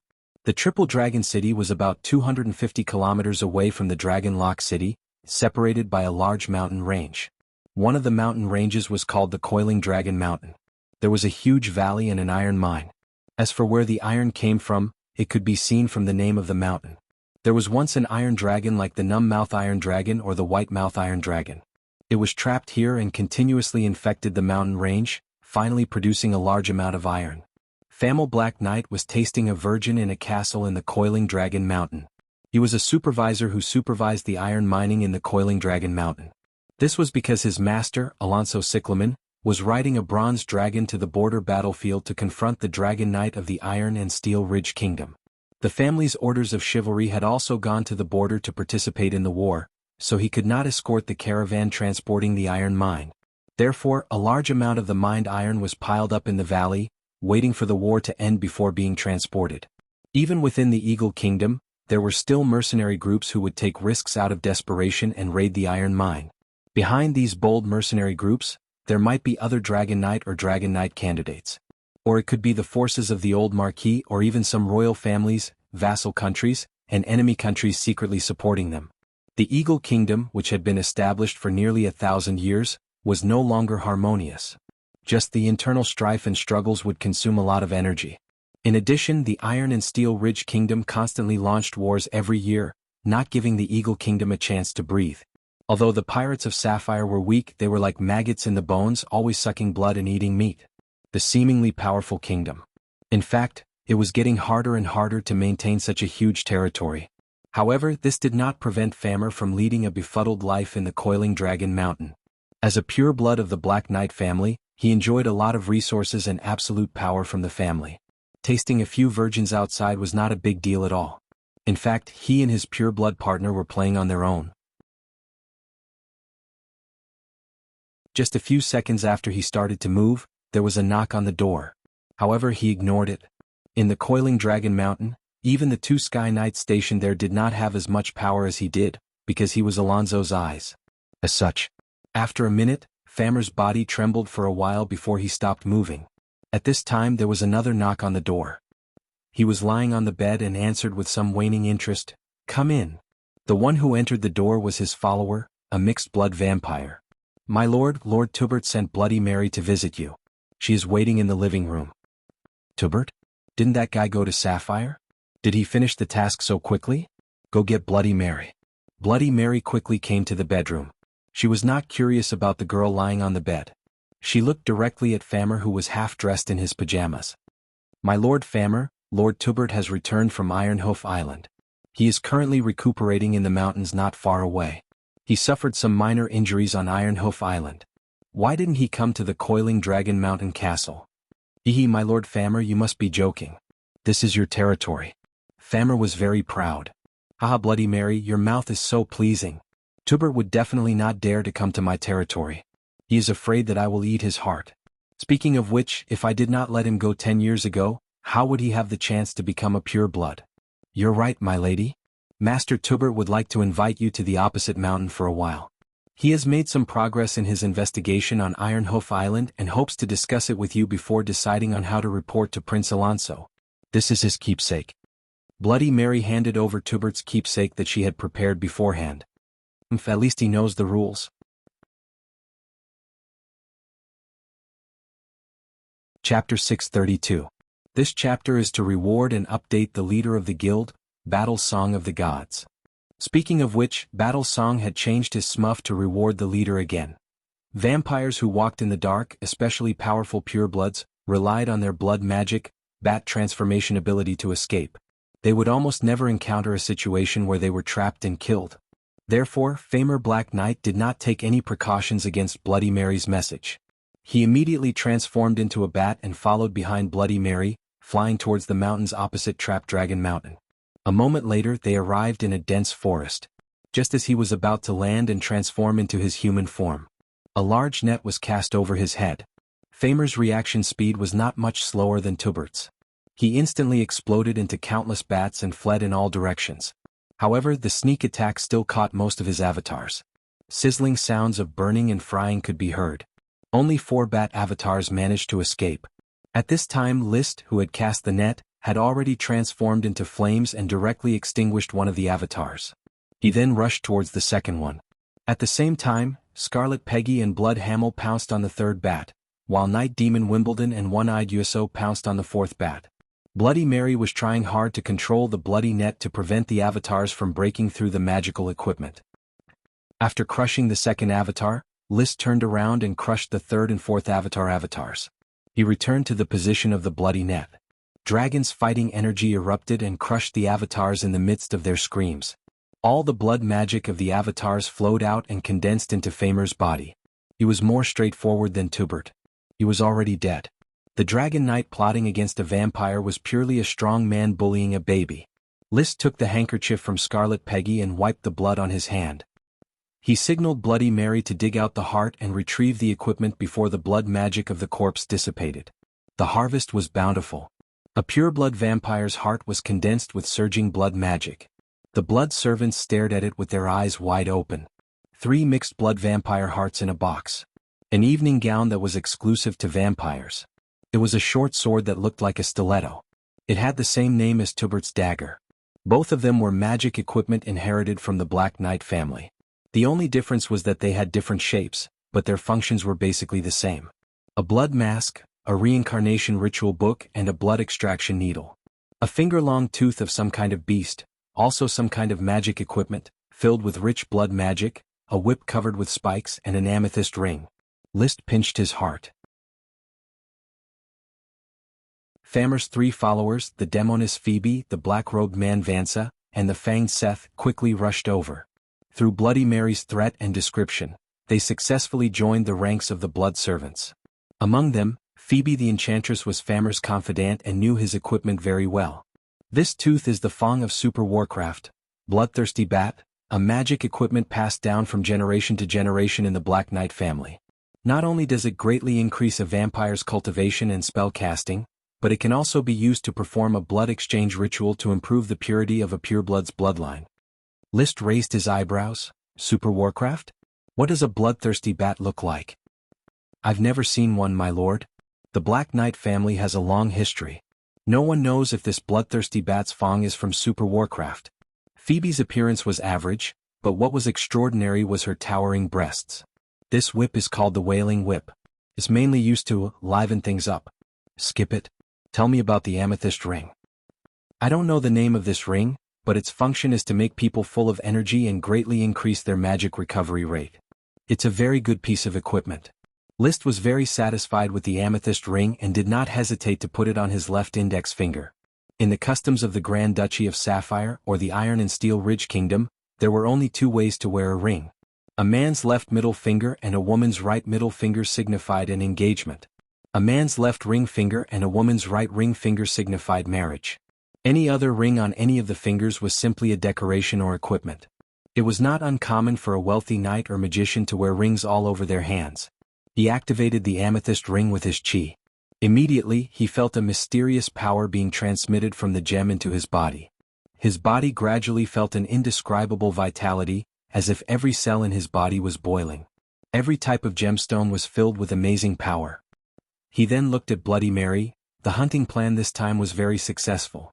Mary, you've done me a great service, so I naturally will not mistreat you. From now on, this Tubert's heart belongs to you.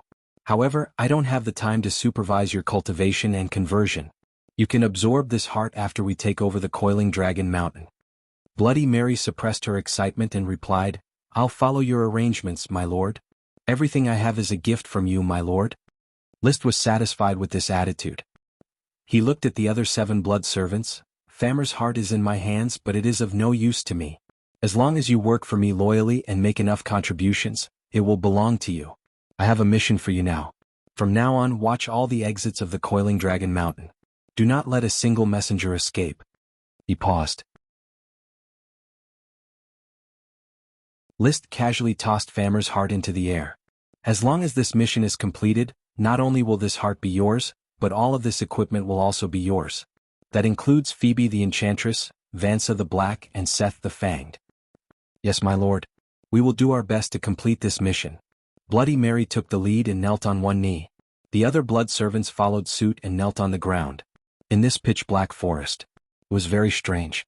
The weather was still so hot in the middle of August. List, who carried the calming bead with him, enjoyed air conditioning wherever he went. Earl Lee William envied him. Masiro's orders of chivalry came quickly, and he quickly took over Egret Castle. List led the newly replenished 800 elite mixed knight on a journey across the mountains. With the blood servants leading the way, the journey was relatively smooth. Finally, they arrived at a place not far from Coiling Dragon Mountain at nightfall. They rested for a night before launching their assault. Famer's departure did not cause any ripples. Phoebe the Enchantress, Vansa the Black and Seth the Fanged were able to maintain their duties as supervisors. Not only that, under Bloody Mary's instructions, they transferred away many of the Knight's surveillance posts. Just before List was ready to charge, they assassinated many of the Sentinel Knight's guards. This time, the iron mine at Coiling Dragon Mountain was exposed to the spear of the mixed orders of chivalry. Charge! At dawn. With List's roar, the battle officially began. His gaze went past the orders of chivalry stationed at Coiling Dragon Mountain, and found the 2 Sky Knights who were rushing to meet the enemy. In his eyes they were not enemies. Chapter 633. There was nothing special about the battle. In short, List would shoot, kill, kill, kill, then shoot, shoot. The 2 Sky Knights guarding Trapped Dragon Mountain were heavily injured and fell to the ground. The orders of chivalry also began to collapse. List continued to shoot the escaping knight, and the vampires continued to attack. In the end, the 2 orders of chivalry at Trapped Dragon Mountain were completely wiped out. Some died in battle, the rest surrendered, and only a few escaped. Sir, I am very sorry. Some knight escaped through the small paths. We don't dare to chase them anymore. The sun outside is getting stronger and stronger. Under the scorching sun, our fighting strength is completely weakened. Bloody Mary returned to report. List furrowed his brows. But he did not complain. I understand. You can go and rest. Bloody Mary retreated. He looked at the piles of iron ore in the valley of Trapped Dragon Mountain and suppressed the surging emotions in his heart. He thought to himself, Trapped Dragon Mountain is not like Egret Castle. It is very difficult to completely block the news. The escaped knight will definitely spread the news. Otherwise, Alonso will probably find a chance to retreat from the front lines. The only plan now. They could only transport as much iron ore as they could. Once the Dragon Knight returned, they would immediately abandon the transport and escape. Of course, List only planned to stay at Trapped Dragon Mountain for 5 days to prevent the surrounding marquises from taking it back. 5 days was a safe time. If it was more than 5 days, he could not guarantee that Alonso would not return early. Before one could ride a dragon when facing a real Dragon Knight, one absolutely could not be cowardly and be stubborn. After clearing the battlefield of Trapped Dragon Mountain, the transport work quickly began. Marcus and the other orders of chivalry were constantly shouting for the captured knight. These knights were stripped of their equipment and driven to participate in the transport of iron ore. The mixed elite orders of chivalry were constantly supervising their work. The miners who were originally in the mines were also driven up and organized as transport workers. Cart after cart of iron ore was transported to the nearby Three Dragon River, waiting for the fleet to arrive before loading. The only ones who received preferential treatment were the 2 Sky Knights who could be exchanged for elves, as well as the 6 Master Minds.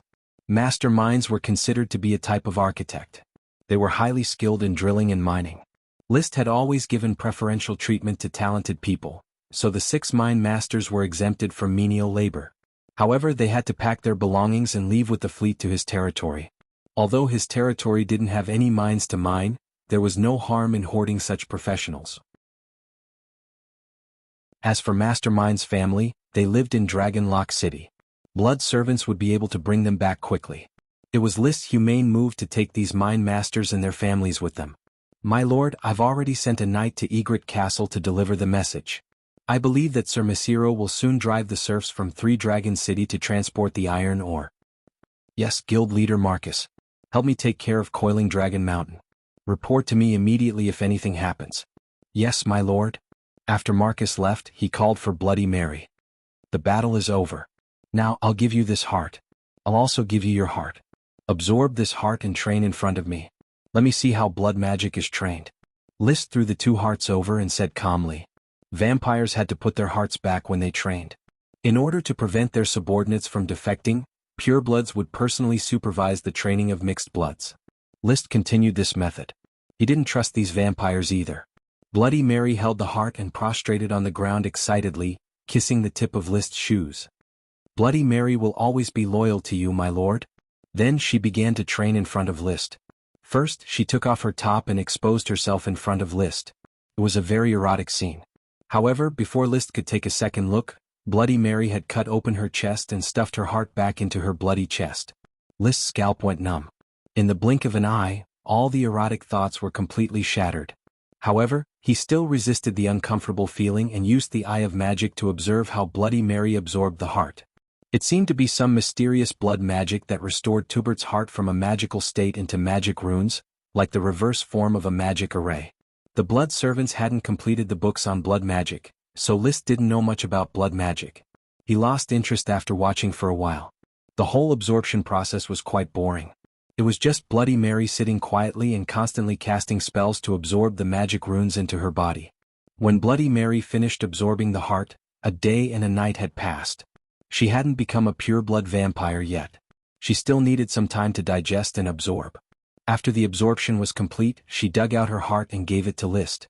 Compared with the previous heart, her heart now was much more crystal clear, and the blood magic power was much stronger. Taking the still beating heart, Liszt couldn't help but ask, "I'm very curious. You cut your chest like this. Don't you feel pain?" "My lord, pain is also a part of blood magic. Often pain can make us feel better that we are still alive and not a talking corpse. Do you regret becoming a vampire?" "I don't have any regrets. I was forcibly converted into a vampire by Tubert. It wasn't a choice I could make. But it feels good. At least I can keep my youthful face after becoming a vampire, and the feeling of being able to fly freely is also very beautiful." Liszt couldn't understand her feelings. He could already fly now, whether by himself or by riding on a bird. Also, his face had always been very young and handsome. When he became the lord of the Draconic domain, he would probably be a few hundred years younger. As for the idea of immortality, he wasn't very strong. A few hundred years would probably be enough.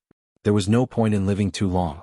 Indicating that Bloody Mary could leave, he stayed alone in the study of the nameless castle, looking through the Earth Attribute High-Level Chi secret book, Meteorite Impact Wave, that he had collected the day before yesterday. This was found in the bedroom of a Sky Knight stationed here. The book was damaged and it was obviously read every day. And this high-level Chi secret book was the reward of the smoke mission. Mission completed. Reward, high-level Chi secret book, Meteorite Impact Wave. The mission was completed when the Orders of Chivalry surrendered, and a new mission followed. Mission: this expansion order has achieved brilliant results, and the iron ore will continue to be harvested. Next, it is time to carefully discuss the ransom of the captured knight and the future serf trade. Please wait patiently for the end of the war. Reward: unknown reward. I really should think about how to end it. Liszt threw the meteorite impact wave directly into the gem space. I captured 5 Sky Knights, 2 ordinary, 3 Sword Saints, and 1 shamelessly wanted to follow me. The results of this expansion order are enough for me to eat for several years. At this time.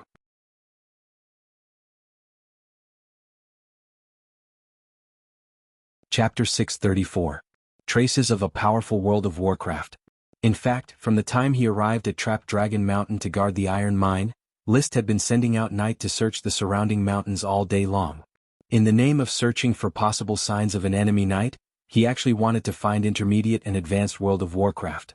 He had been longing for a World of Warcraft mount for many years. Grand Duchy of Sapphire World of Warcraft was rare. Few knight rode World of Warcraft, and knight rode a horse on the battlefield in order to charge. Only a Sky Knight would ride a variety of World of Warcraft on the battlefield. For example, the huge tiger that Marquis Wildtao rode before was a Wind Intermediate World of Warcraft, Megaloconus Tiger. However, intermediate and advanced World of Warcraft generally inhabit the depths of the primeval forest. Orders of chivalry or mercenary groups to kill them were already very difficult, let alone capture them alive. Even if they were captured, it would be difficult to tame them. When Liszt captured the low-level World of Warcraft, Stupid Woman, it took a lot of time to erase its wildness after Dosen used his body to conquer it. Although Stupid Woman didn't hurt people now, it was still very difficult for it to accept Liszt's orders. If a low-level World of Warcraft was like this, then the intermediate and advanced World of Warcraft could be imagined. Liszt could have a Blizzard Beast team because Dosen was originally a low-level World of Warcraft cub, and it evolved after eating the Bloodline fruit. If it was an adult Dosen, it would be difficult to completely tame it. As for the Chocobo Loki and the Rainbow Whale Lolth, it was probably the dragon bloodline that gave them easy to ride. Since a noble creature like the dragon could be ridden, it was obvious that the dragon bloodline would inherit this trait. Non-dragon-type creatures were completely different in World of Warcraft. When Marquis Wildwave attacked Little River Heart Keep, he was riding a middle-level World of Warcraft Giant Claw Tiger, but he did not fight alongside the giant claw tiger. It could be assumed that he had tamed an adult giant claw tiger. Moreover, it wasn't easy to catch a giant clawed tiger, so it was even more difficult to raise a giant clawed tiger's offspring. In World of Warcraft, who had a powerful bloodline, it was difficult to give birth. If World of Warcraft was so easy to catch and tame, perhaps the nobles of the Eagle Kingdom would have formed the Orders of Chivalry a long time ago. The World of Warcraft around Trapped Dragon Mountain would have been roasted and eaten by the two Sky Knights a long time ago. List was invited to capture World of Warcraft. In an instant he processed a lot of information. Of course he didn't say it out loud. He only mocked the Count's naivety. It wasn't as simple as finding a powerful World of Warcraft and taming it as a mount. At the very least, one had to be blessed by the Knight's glory to obtain excellent World of Warcraft mounts like Dosen, Loki, and Lolth. He walked out of the study. He still agreed to this hunting invitation. If possible, he would capture a World of Warcraft for the Count. This would save him the trouble of talking about mounts every day. When he looked at his mount, Dosen, Loki, and Lolth, his gaze would be strange. Father, if we leave Trapped Dragon Mountain, will the defenses here be a problem? Don't worry, the eldest prince has already sent a knight Ma-Ing to deliver a message. He is currently sending an elite Orders of Chivalry to support us. At the same time, he is organizing the fleet of various lords to support the transport of iron ore. We don't have to be so tense anymore. It's time to share the profits with others. I understand this, but the importance of iron ore is self-evident. If any of the lords nearby take risks for the iron ore, wouldn't our battle achievements be greatly reduced? It's the knight's glory that no one wants to steal it, but it's not a bad result if someone steals it. In the past few days, we have transported more than 300,000 tons of iron ore. This amount of battle achievements is enough for me to become a marquis in 2 to 3 years. You will also have the resources to develop. Being too powerful isn't necessarily a good thing. The Count had his own reasons. He only knew that List was an ancient warrior, a slayer from Arad. Although he could help his family rise, he still had to rely on the Dragon Knight to survive. That was why keeping a low profile and developing steadily was a good thing. List couldn't deny this. He didn't mind helping Llewellyn become a marquis. He could also become a count and continue to follow Llewellyn. He didn't want the Grand Duke to see how outstanding he was and forcefully make him his follower. That would be awkward. After all, regardless of whether he was strong or weak, at least he was a Dragon Knight of equal status. However, the Count wanted to play it safe, so List didn't forcefully object. So the two left the nameless castle together and met up with Messiro at the Orders of Chivalry's camp. List, are you ready? Let's go catch a big guy. Messiro walked over and patted List on the shoulder. There was always a sense of unreality. His timid nephew, who was once unpopular in Tulip Castle, had actually grown to become a top expert, reaching a height that even he, the heir to the Marquis, had to look up to. The difference in rank didn't give him any advantage at all, because List was destined to become a Marquis in the future. As a powerful ancient warrior, the title of Marquis was the highest treatment that the Grand Duchy of Sapphire could provide. Fortunately, Messiro could still talk to List as an elder, but he also had to maintain a relationship with List through familial affection. Marquis Merlin was on the verge of death. Before Meopel grew up, the Taro family's rule on Red Crab Island urgently needed List's support. Otherwise, with the little princess' powerful background, Red Crab Island might change its surname from Long Taro to Sapphire in a few years. Especially so far, the little princess Belly had not moved. Divorce was obviously impossible. Who would dare to abandon the Grand Duke's daughter? The most likely result was that the family's bloodline would be replaced. At that time, the only one who could uphold justice for the Taro family was List. Messiro had considered this issue more than once. Just as he was in a trance, List had already asked. He didn't know what his uncle was thinking, but he knew that his uncle was very enthusiastic and was definitely trying to rope him in. This feeling was actually pretty good. Looking at the accompanying retainer knight, he said to Xavier, "Go find Emily and tell her to follow me to the forest to hunt." "Yes, sir." A moment later, Emily rushed over on horseback. The body of a 12 or 13-year-old girl was in the puberty stage. She grew taller almost every day and was now almost 1.7 meters tall. Her talent once again amazed List. Unexpectedly, after fighting and killing a few times, she had touched the bottleneck of Chi. She had become an elite Earth Knight. If he didn't know that all of her training resources were provided by him, List would have really suspected that Emily was the one who had obtained the ancient warrior's inheritance. "Sir." Emily respectfully saluted. List nodded faintly. He was getting more and more interested in nurturing her, but he still had an indifferent expression on his face. Emily, follow me to hunt. Remember, watch carefully and learn well. Emily excitedly replied, as you wish, sir.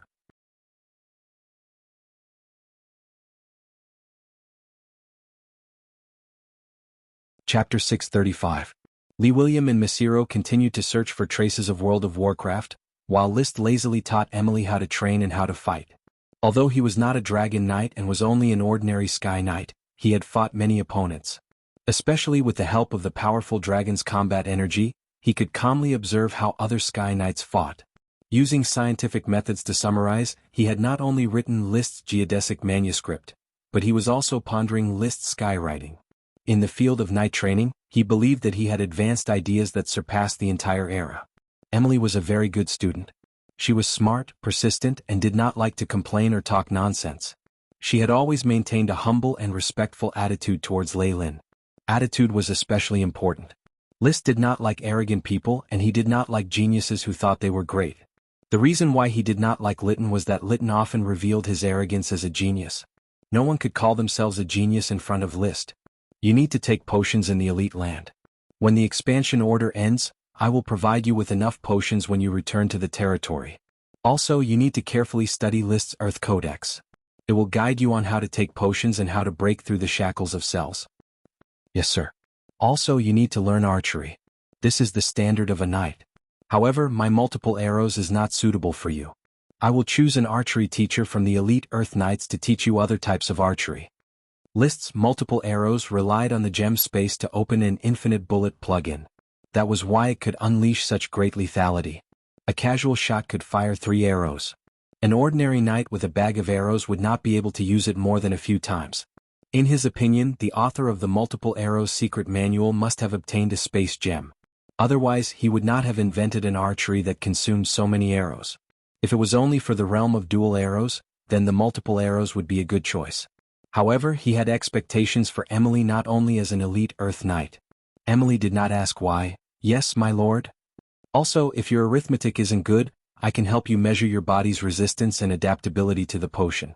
Only by taking the potion scientifically can you obtain the most benefits with the least consumption and break the shackles of the earth as soon as possible. Yes, my lord. Emily no longer thanked List verbally for his kindness in nurturing her. In her heart, she had already determined that everything she had belonged to List, and a few simple words of thanks were meaningless.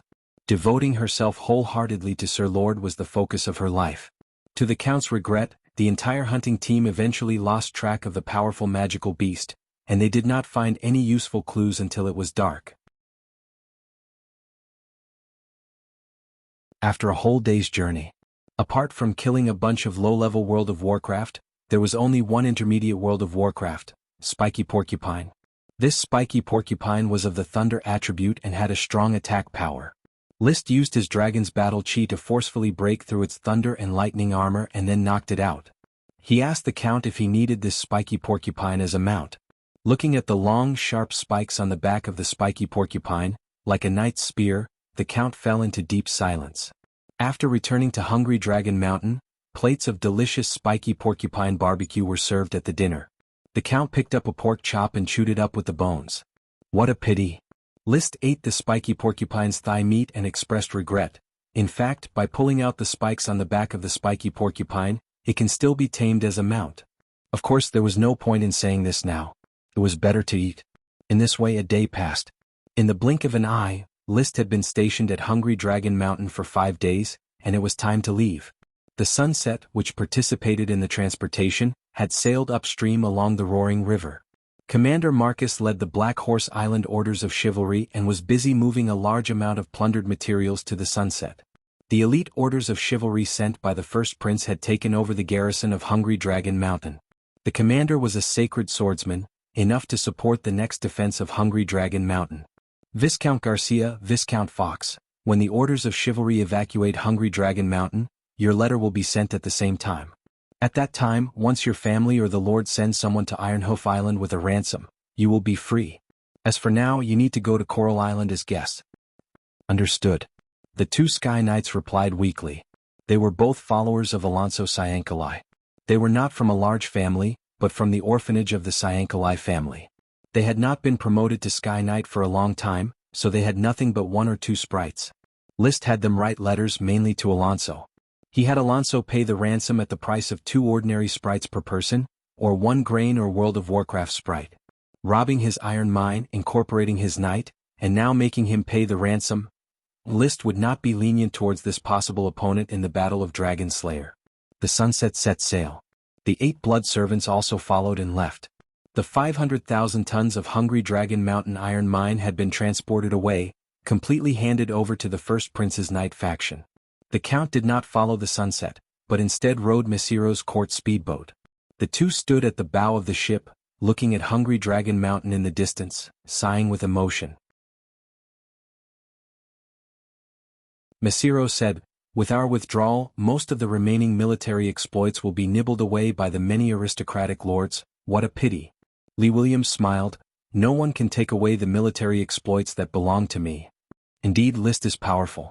As a Ghost Blade inheritor, he is enough to protect the military exploits that belong to Coral Island. However, List has helped you achieve such brilliant results at such a young age. After returning to the country, I fear that a large group of aristocrats will go mad with jealousy. Only those who are better than others will attract jealousy. My second son, List, is destined to become the cornerstone of Sapphire. They will be jealous now, but in a few years they will change their mentality because List will let them understand that jealousy cannot destroy a genius. Yes. Mesiro placed his hands on the railing. If List was still weak, obtaining the Ghost Blade inheritance would not be a good thing. However, he is already strong enough to protect himself. Even the Grand Duke will have to give him the highest degree of attention. Perhaps in a few years he will become a marquis like you and me.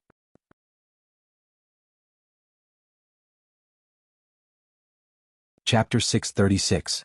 The cries of apes could be heard on both sides of the river, and the light boat had already passed thousands of mountains. Although the sunset was not fast at sea, its speed was far faster than at sea due to the Three Dragons River and the Roaring River, even if the cabin was filled with mountains of materials. Soon it arrived at Little River Heart Castle. Little River Heart Castle held 3 sacred swordsmen.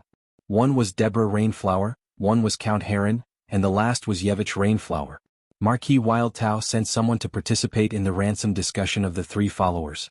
The final result of the discussion was that Count Heron would pay 2 grains, a magic ingredient sprite and an ordinary sprite. Deborah would pay 2 grains, a magic ingredient sprite and 2 ordinary sprites. Moreover, the sprite's lifespan could not exceed 50 years. As for Yevich, Marquis Wildtao had already given up and did not intend to pay any ransom for him. That's awkward, Yevich can't sell for a price. Levis was very depressed about Marquis Wildtao's decision. A sacred swordsman follower had been casually thrown away like cabbages. As a marquis you have no sense of civility, trash can't be thrown away. In fact, Yevich was equally embarrassed. He naturally understood that Marquis Wildtao would not pay much for him, but it was too humiliating for him not to even offer a price. He suddenly made up his mind. "Sir, Yevich is willing to follow sir and start all over again, abandoning any identity in the Eagle Kingdom." As matters stood, he had become a burden that could not be shaken off. List pondered for a long time and finally came up with a decision. "You decided to start all over again. As benevolent as I am, I cannot help but give you a chance. How about this? I don't want your sprites, but they must be planted in my territory and given to me for safekeeping. As for you." Yevich had 2 useless water sprites and 14 sprite worms. Sprite worms had too few contracts and replacing them was too troublesome. Moreover, among them only 100 erect sprite worm could be planted, while 1 sweet potato sprite worm could be planted with the grain sweet potato, which was a bit valuable. It was not cost-effective to contract them, so it was better to use them as a tool to control the other party. "Sir, please instruct me." Yevich has no objections. "I plan to have you explore the sea and search for new habitable islands outside the Grand Duchy of Sapphire. Every island you find will be equivalent to a battle achievement. If you can find a big island like the Iron Hoof Island, it won't be a problem to make you a count. You should believe that I have the power to make you a count, right?" Yevich answered without hesitation, "I have complete trust in you, my lord." "So you agree to explore the sea and find the island?" "Yes, my lord." "Swear your allegiance."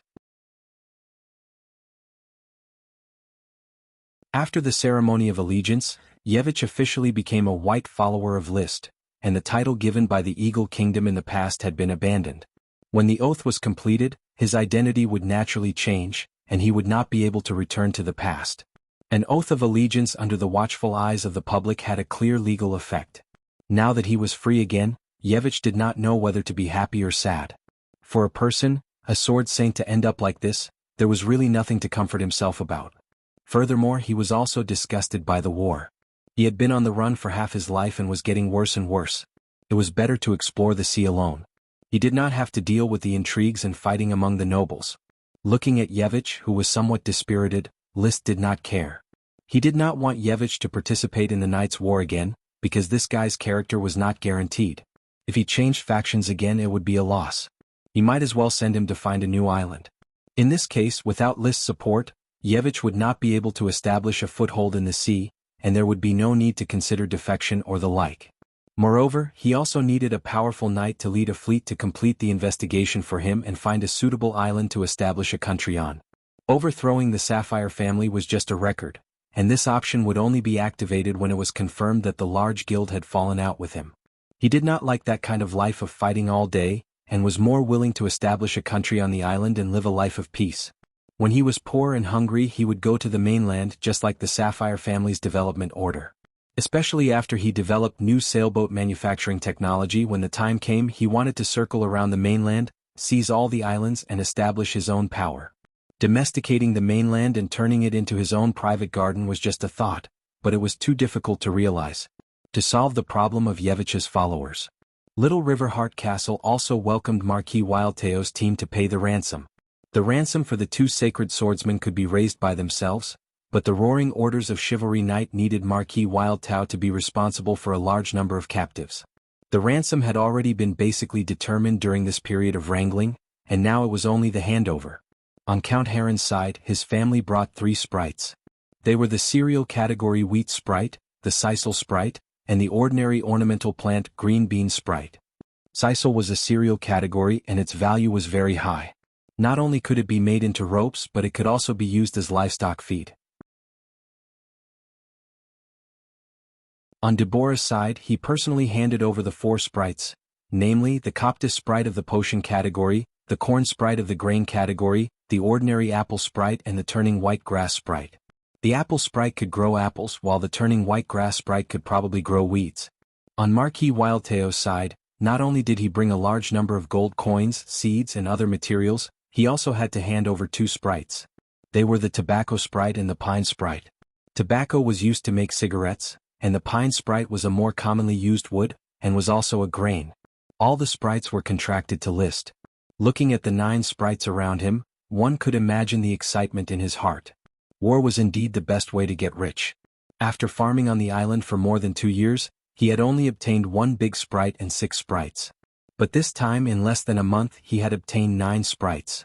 If Yevich's 2 water peanut sprites were counted, he had a total of 11. The most important thing was, most of them were cereal and magic ingredient sprites. These sprites were even more valuable. If it wasn't for Alonso coming back at any time, I really wanted to stay here and continue to capture the Sky Knight for ransom. In a year and a half, I'm afraid the sprites will fill a room. Liszt thought happily as he looked at the ransom team constantly pulling away supplies. The Count only had 1 big sprite and 12 sprites.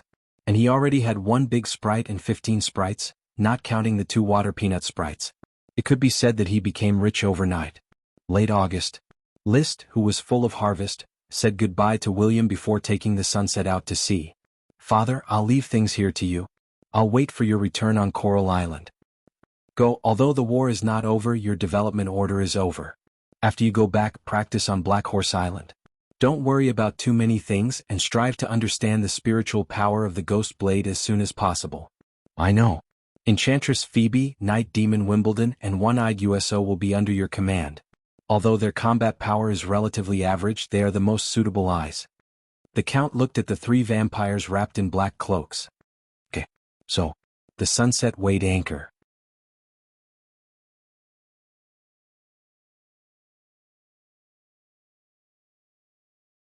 Chapter 637.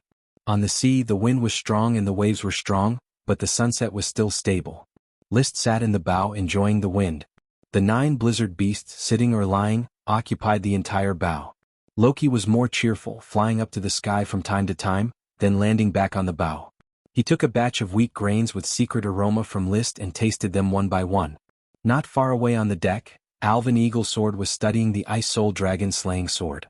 As a family Great Elf soldier, he was exploring the way to use it faster than List. The Ice Soul Dragon Slaying Sword has two attributes. One is to transform the nature of combat energy, transforming the user's combat energy into Ice attribute combat energy. This is called Ice Revolution by List, and he is about to figure it out. He only needs the last step and a long period of familiarization to be able to use the Ice Revolution skill at will. The second is the Frozen Combat Energy Domain, which will resonate with the Domain Knight's combat energy. This ability is called Frozen by List, and there is no clue as to how to use it. The Marquis of Wild Tao has been trying for more than half a year and probably hasn't figured it out. It is impossible for him to learn it at once. Fortunately, there is Alvin Eagle Sword and Iron Knight. Although his talent is mediocre, his family's Iron Knight skills should not be too difficult to unlock the special ability of the Great Elf Soldier. When Alvin cracks the Ice Soul Dragon Slaying Sword, the Domain Knight will be no different from an ordinary knight in front of me.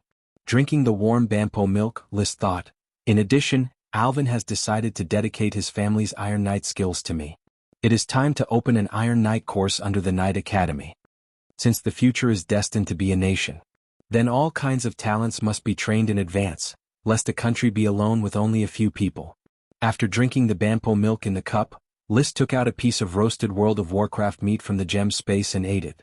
Now, although he is not willing to expose the space gem, he is no longer so cautious. Even if the space gem is exposed, who would dare to snatch it? Even if the Grand Duke takes action, he is not afraid. At most, they would just fall out. Of course, the people around him were basically his followers and servants. As long as he avoided outsiders, no matter how much he exposed the gemstone space, it would not be easily leaked. Few people recognized the magical gemstone space, and most people did not even know or believe in the existence of the Holy Dragon. On the mid-deck of the ship, under Viscount Garcia's guidance, Emily was practicing the archery secret manual, Guided Arrow. As a high-ranking captive, he could walk freely in the designated area of the sunset. Plus, he was good at archery, so he took the initiative to teach Emily. List treated him with good wine and meat, so of course he should return the favor. On the other side, Viscount Fox, who was also a captive, was also instructing a few other young knights. A series of battles ensued.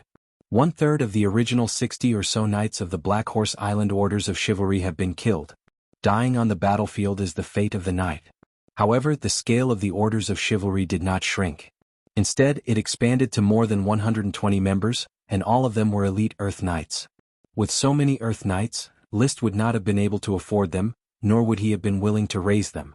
However, the ransom of this wave of captives allowed him to earn 9 sprites, including a Coptis sprite that produced potions, and 2 sprites that produced grains, wheat and corn.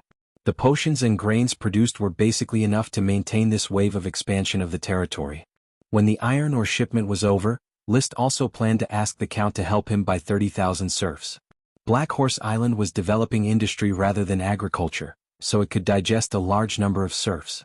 As long as the food kept up, 100,000 serfs could be digested. The elite Earth Knight needs to be cultivated in order to form an elite Orders of Chivalry that belongs solely to me. Before I ride a dragon, I can figure out how to practice my chi domain. Although I am a dragon knight, there is no guarantee that the future generations will be mediocre. If they can't ride a dragon, then they can control the chi domain. He did not have a wife yet, but he was already worried about the future generations. Tap tap tap. The sound of high-heeled shoes hitting the ground. It was Bloody Mary, shrouded in a robe, who came over. Her pale face, hidden in the hood, had an abnormal blush. My lord. The magic eye was cast. List saw at a glance that the blood magic in Bloody Mary was surging and had reached another level.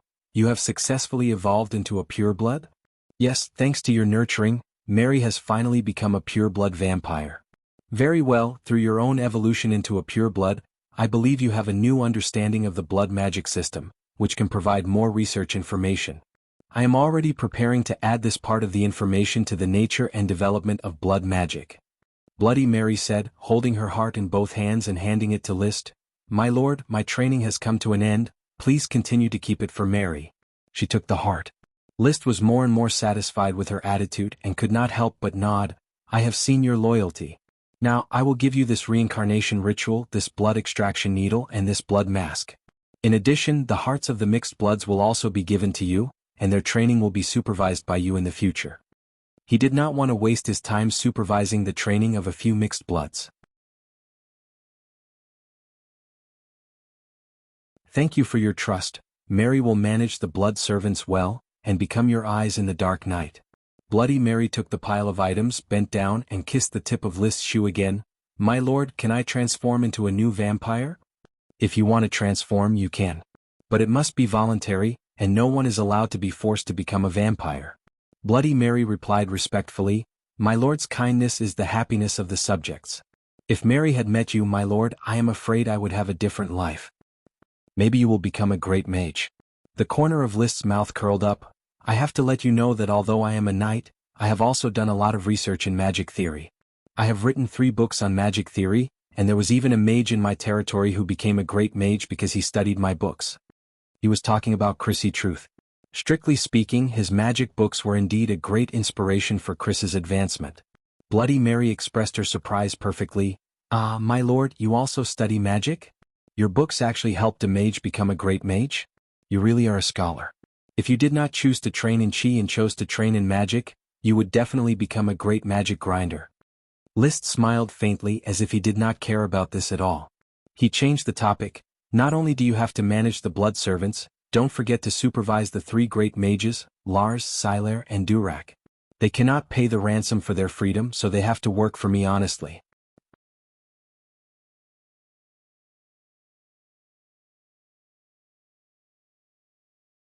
Chapter 638.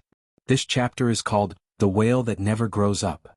Speaking of the 3 poor great magicians, List suddenly remembered the map of the lost civilization that pointed to the unknown race. The map pointed to the sea near the coast of the roaring estuary.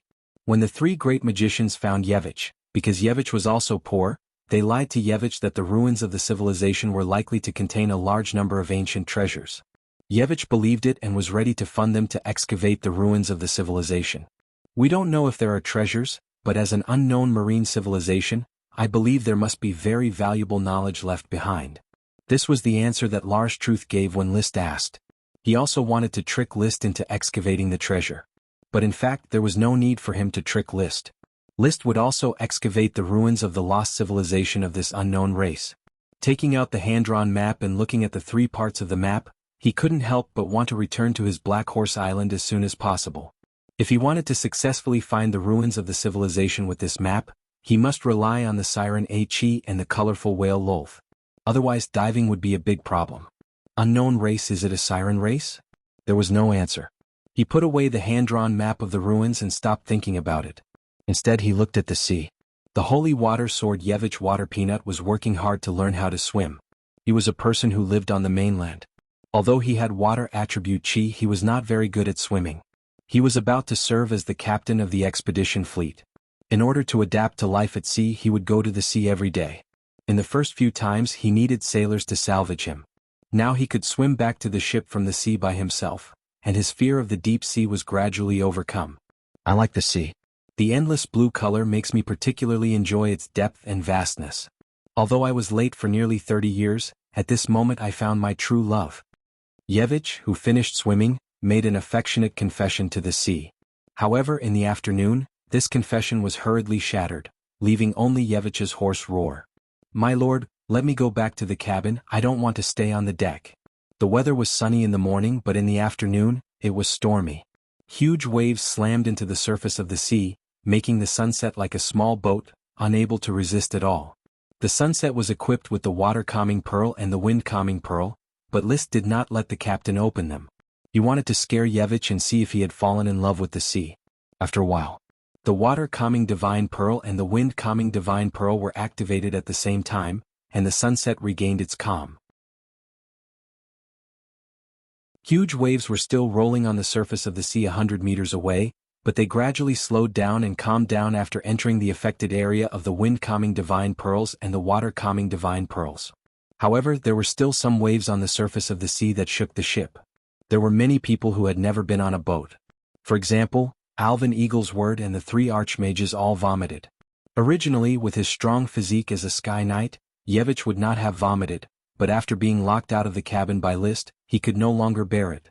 He lay on the deck and vomited. He vomited all the food he had eaten at noon, and his face was pale.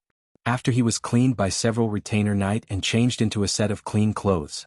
Liszt met him in the small building of the tower. Yevich, the sea is so capricious. One moment it is gentle and the next moment it is cruel. Do you still think you like the sea and want to live on the sea? Yevich took a deep breath. He still replied firmly, yes, sir. I'm not a good swimmer and I was seasick just now. The sea does have such a terrible side, but I am still willing to gallop on the sea. I once missed the opportunity to conquer the dragon, and now I don't want to miss the opportunity to conquer the sea again.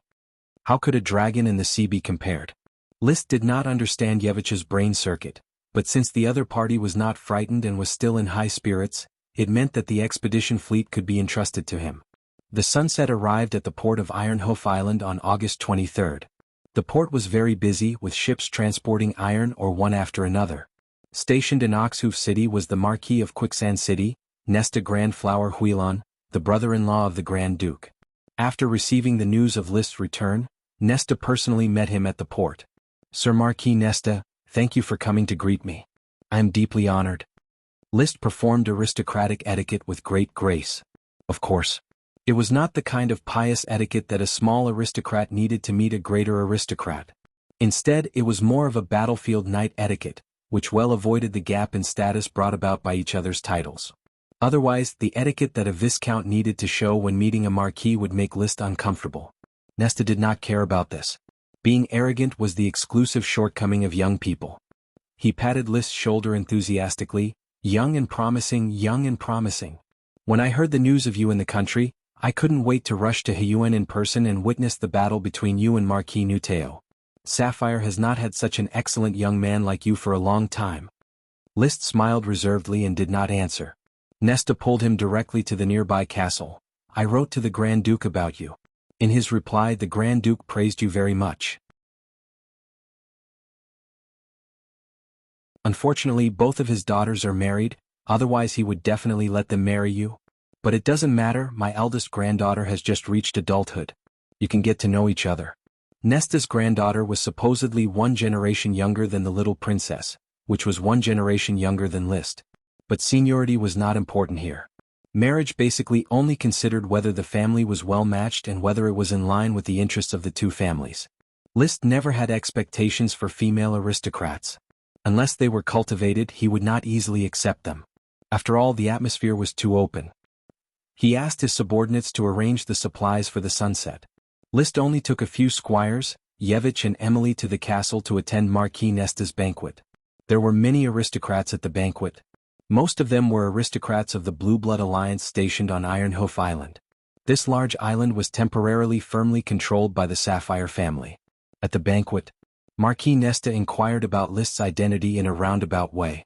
Soon he got a lot of information from the unsophisticated Liszt about shipwreck, Mentor D, spirit power, ghost blade, and so on.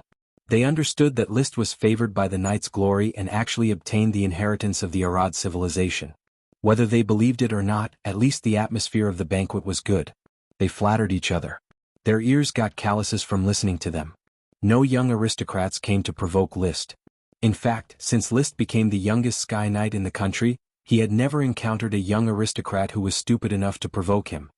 He was the son of a count and barely made it into the ranks of the greater aristocrats. Plus, he was not keen on socializing, so he saw fewer young aristocrats. Most of the young aristocrats who walked around were heirs of large families. They cultivated hypocritical communication skills, and most of them were only at the Earth Knight level. How would they dare to challenge the Sky Knight, the youngest Sky Knight in the country? So, the banquet ended in a happy atmosphere. Nesta still did not let Liszt leave. Instead, he continued to chat with him to inquire more about Liszt and promote his granddaughter at the same time. Liszt was not interested in these topics. Instead, he asked, Marquis Nesta, do you know about a domain knight? Marquis Wildtao is a domain knight. I was almost killed by him. If it weren't for the instability of his Qi territory, I'm afraid it would have been difficult for me to come back alive.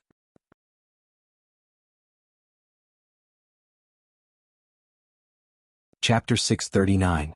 There are a lot of perfect Sky Knights in the country. Basically, as long as the members of the Marquis family are not too stupid and useless, they can accumulate a perfect Sky Knight by relying on the accumulation of potions. But a domain knight has never been born. This is no longer something that can be accumulated. Nesta Magnolia revealed a lot of valuable information. Probably because Liszt had reached a certain level, he felt that he could sell him a favor. The previous generations of Grand Dukes have tried to trade the legacy of combat aura from the Steel Ridge Kingdom, but without exception they failed. Is the price not high enough, or is it the technical blockade of the Steel Ridge Kingdom? You see the problem very accurately. Indeed, it is not that the Grand Duke is not willing to pay a huge price, but the Steel Ridge Kingdom does not want to see Sapphire become too powerful. When the first Grand Duke failed in the Battle of Dragon Slaying, no one thought that one day the Grand Duchy of Sapphire could dominate the sea, and even the Steel Ridge Kingdom felt threatened. The Sapphire fleet came and went like the wind, easily attacking the hinterland of the mainland kingdom, robbing and leaving. It was indeed frightening. So the Grand Duke did not find a way to snatch it from the Lord who has the legacy of combat aura? The Grand Duke could not easily make a move. If the Grand Duke does not make a move, it is difficult for us to deal with a domain knight with our strength. Maybe after you grow up, you can suppress the domain knight and find a chance to snatch the legacy of combat aura. Nesta stared at Liszt with bright eyes. Anyone with a discerning eye could see the value of the Ghost Blade legacy. Although the general trend of the era was that the knight crushed everything, and all the ancient wizard legacy and ancient warrior legacy were gradually dying out and being swallowed by the knight legacy. The Ghost Blade was also the legacy of a declining civilization, and sooner or later it would disappear in the long river of history. However, in the current situation the ancient warrior legacy was still a very important combat power. My strength is more derived from the remaining spiritual power of Mentor G.D., not the result of my own training. I am afraid it will take a few years for me to understand the real training system of the Ghost Blade. At that time, if there is a chance, I will personally take action and snatch the legacy of combat aura. Liszt was simple and perfunctory.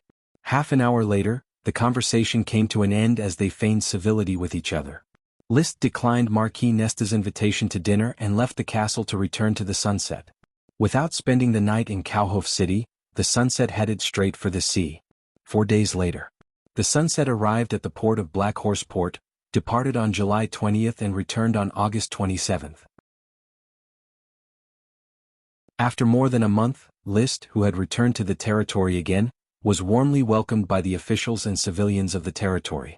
Consultant Gort's flattery was like a tidal wave, as if it was free of charge. The glory of the night, my lord. Stop, don't say such hypocritical words. I'll be very busy this time. So, Advisor Gort, please coordinate with the territory officials and report to me in detail about the development of the territory tomorrow. Right now, I still have a lot of little elves that need to settle down the worm stalks as soon as possible. The 9 little elves at this time were followed by Liszt by a retainer knight holding a jade box. Wheat, sisal hemp, bean green, corn, coptis, apple, turning white grass, pine, tobacco. The 9 little elves had woken up from their slumber. They flew out of the box and circled around Liszt, looking at the new environment with curiosity, boredom, caution or boldness. They had different shapes, different personalities, and their cries were high and low, but all of them were so beautiful and delicate, pleasing to the eye, and they would fall in love at first glance. Seeing so many little elves, the eyes of Gort and others almost fell out. My lord, I have captured several Sky Knights. This is the ransom they paid. Now I will tell you about their species. You have to plan their worm stalks placement on Black Horse Island as soon as possible. Also, this is Yevich Water Peanut, known as the Sword Saint of Clear Water. He is my follower. Yevich immediately stepped forward, bowed slightly, and greeted them in unskilled serpentines. Yevich greets you. A sword saint. A strong sword saint? My lord's follower is a strong sword saint? Oh my god. The territorial officials were all surprised.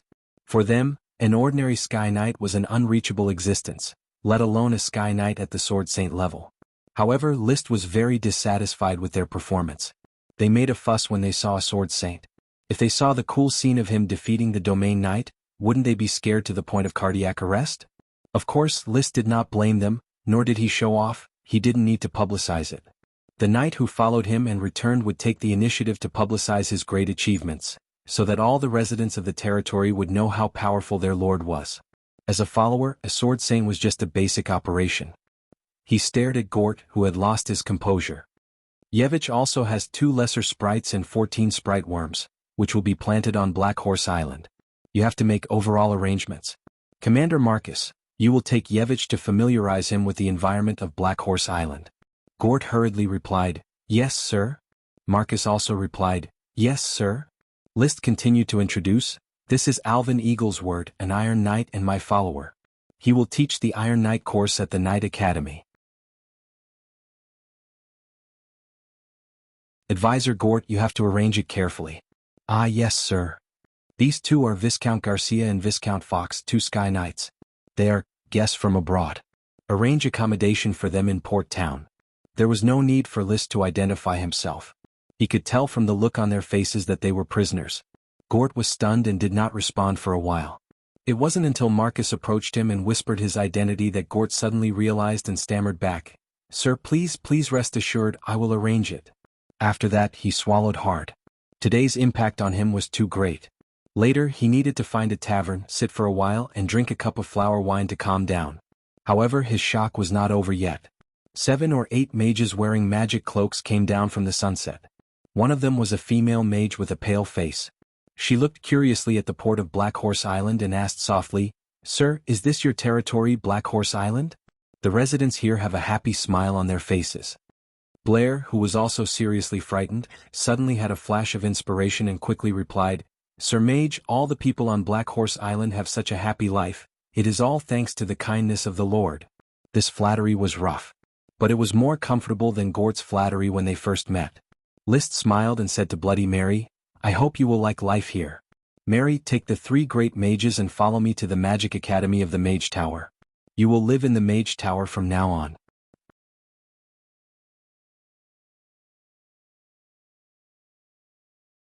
Chapter 640. Mage Tower. In the Magic Academy, Krish Truth was teaching Ruth and Lucy. The twin little girls were the magic talents mentioned in the Smoke Mission, and List had specially arranged for them to study in the Magic Academy. The two did not disappoint List's expectations. In a short period of time, they completed their affinity with magic and stood out among the students. They were valued by Chris and accepted as official magic apprentices. Chris also declared more than once, "As long as they grow up, they will become my heirs, continuing my footsteps to explore more truth." At this time, a magic apprentice hurried over, "Sir Dean, the Lord has returned and has come to the Magic Academy. Please come over." The Lord has returned? Chris was a little surprised. In previous years, the expansion order had not yet begun at this time, but this year it had ended and returned. But she did not hesitate and motioned for the twins to explore the fireball spell by themselves. She hurried to the Magic Academy on the first floor of the Mage Tower. As soon as she walked down the stairs, she saw a group of people inspecting the situation in the academy. The handsome, tall young man who was surrounded by people was the one who made her feel at ease, warm, and moved her heart, the Viscount of Black Horse Island, List Tulip. Although she had vowed to devote her life to the truth, ordinary people's emotions still manipulated her, and she could not help but be overwhelmed and fascinated by List. "Viscount Dean Chris." A simple greeting did not require too many words. List directly explained his intentions. "My expansion order has ended, and I have captured 3 great magicians. They have no money to pay the ransom, so they volunteered to serve me. I intend to arrange for them to work in the Mage Tower at your command." The 3 great magicians shrank their heads into their hoods. It was always a little embarrassing to be captured, not to mention that they would have to listen to the somewhat young female great magician in front of them in the future.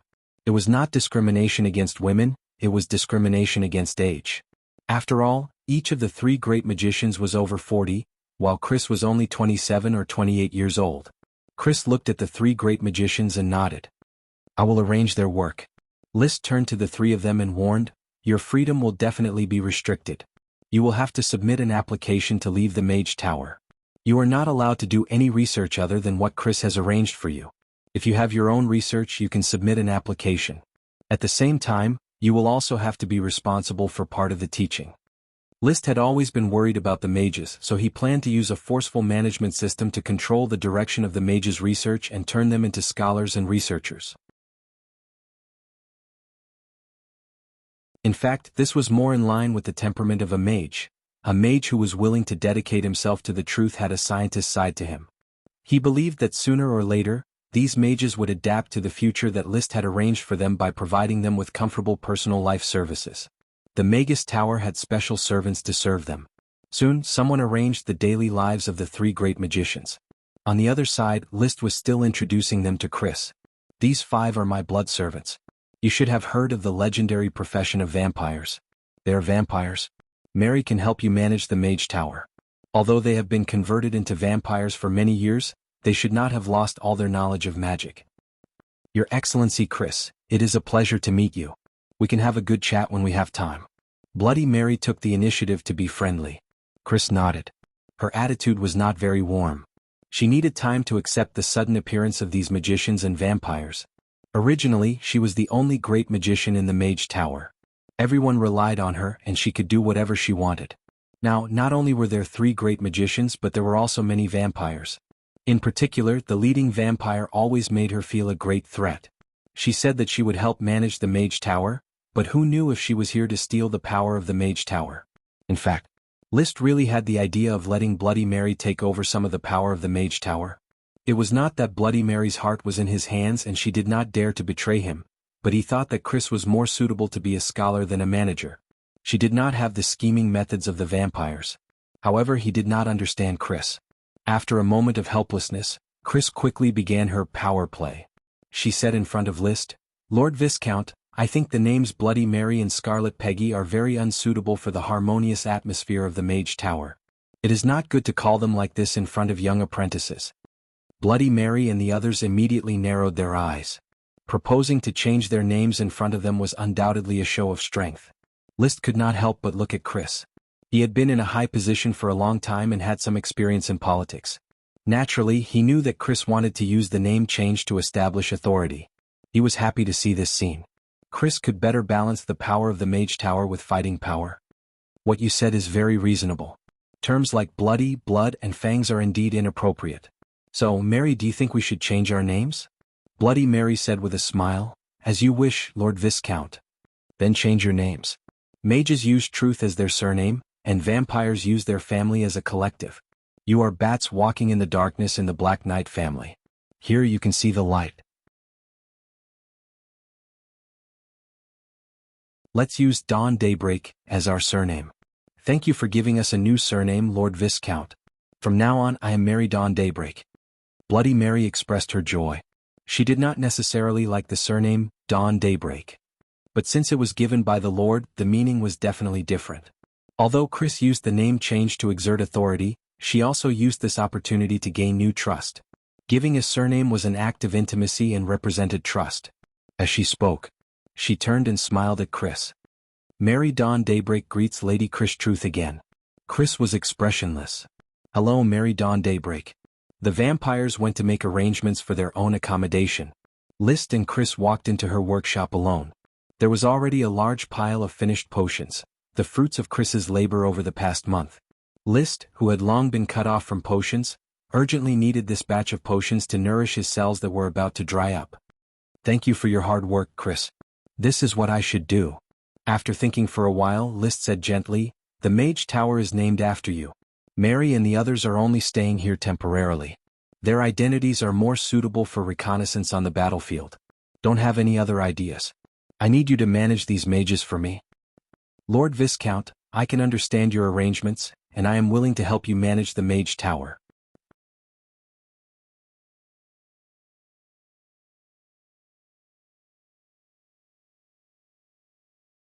Chapter 641. This chapter is Minotaur Berserker. The Siren and the Rainbow Whale Lolth were not on Black Horse Island, so List could not rush to Flower Town quickly, nor could he rush to Fairy Island to see the little fire dragon Leo. So he spent the afternoon inspecting his Thorn Castle. After more than a month of construction, the peripheral facilities of Thorn Castle were basically completed, and the main foundation of Thorn Castle was already under construction. Directly in front of the castle was a canal more than 900 meters long. Yevich's sprite worm, a Pennisetum sprite worm, had just been placed on both sides of the river embankment. Pennisetum was not very useful. It could be used as fodder to feed cattle, sheep, rabbits, geese, fish and other animals. The mature stems could be made into some grass products, and it could also be used to stabilize the river embankment. The section of the canal near the castle was used to house the apple sprite that List had just obtained, creating a larger apple paradise in Thorn Castle. In this way, the apple orchard of Flower Town Castle would no longer need to be transplanted. Under the cordyceps tree in Apple Paradise, a round apple table was built and a few chairs were placed. In the future, this would be the place where Liszt and the knight held meetings. His future elite orders of chivalry had been determined to be called the Apple Table Orders of Chivalry. It may not be domineering enough, but it was more meaningful. On the left side of Apple Paradise, a shell corridor was built, paved with various shells produced in the territory. It was purely a decorative building. On the right side was the fish spring and the fish spring corridor built above the fish spring, mainly for future outdoor barbecue parties. In addition, there was a well and a bird's nest in Apple Paradise. The bird's nest was for the chocobo Loki, Liszt's main mount before riding a dragon. On the right side of the castle, a large ice house had been built. Originally, a flower garden was to be built around the ice house, but now Liszt directly changed the flower garden into a daisy garden. Yevich had a daisy sprite worm which could be used to cultivate the daisy garden. Daisies were ornamental flowers in this world, but Liszt felt that they had the value of making tea. There were no chrysanthemums, so the chrysanthemum tea could only be replaced by daisies. There was also a well on the left side of the castle, and there was also a flytrap garden under construction to house the flytraps he had bought from Viscount Jonas. Behind the castle was a horse farm. There are stables and a well on the right side of the horse farm, which are used to raise the horses of the castle and for noble guests to store their mounts. There is a training field in the middle of the horse farm, which is only used for Liszt's personal training. There are several kennels on the left side of the horse farm, mainly for the blizzard beasts. This was basically the main auxiliary building of the castle.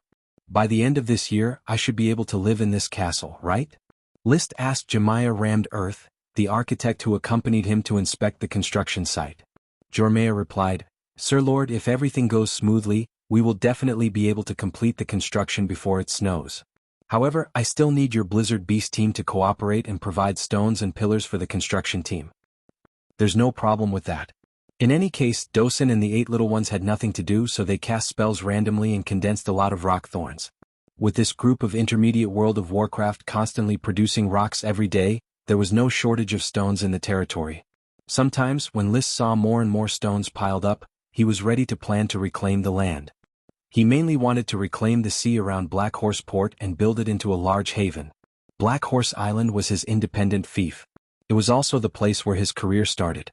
Maybe one day he would leave Sapphire Kingdom and Black Horse Island, but the construction on the island would not be in vain. First, all the infrastructure could be sold to the new lord at a discount, otherwise he would have the right to destroy it directly. Second, the talents cultivated in the early construction were the cornerstone of the future.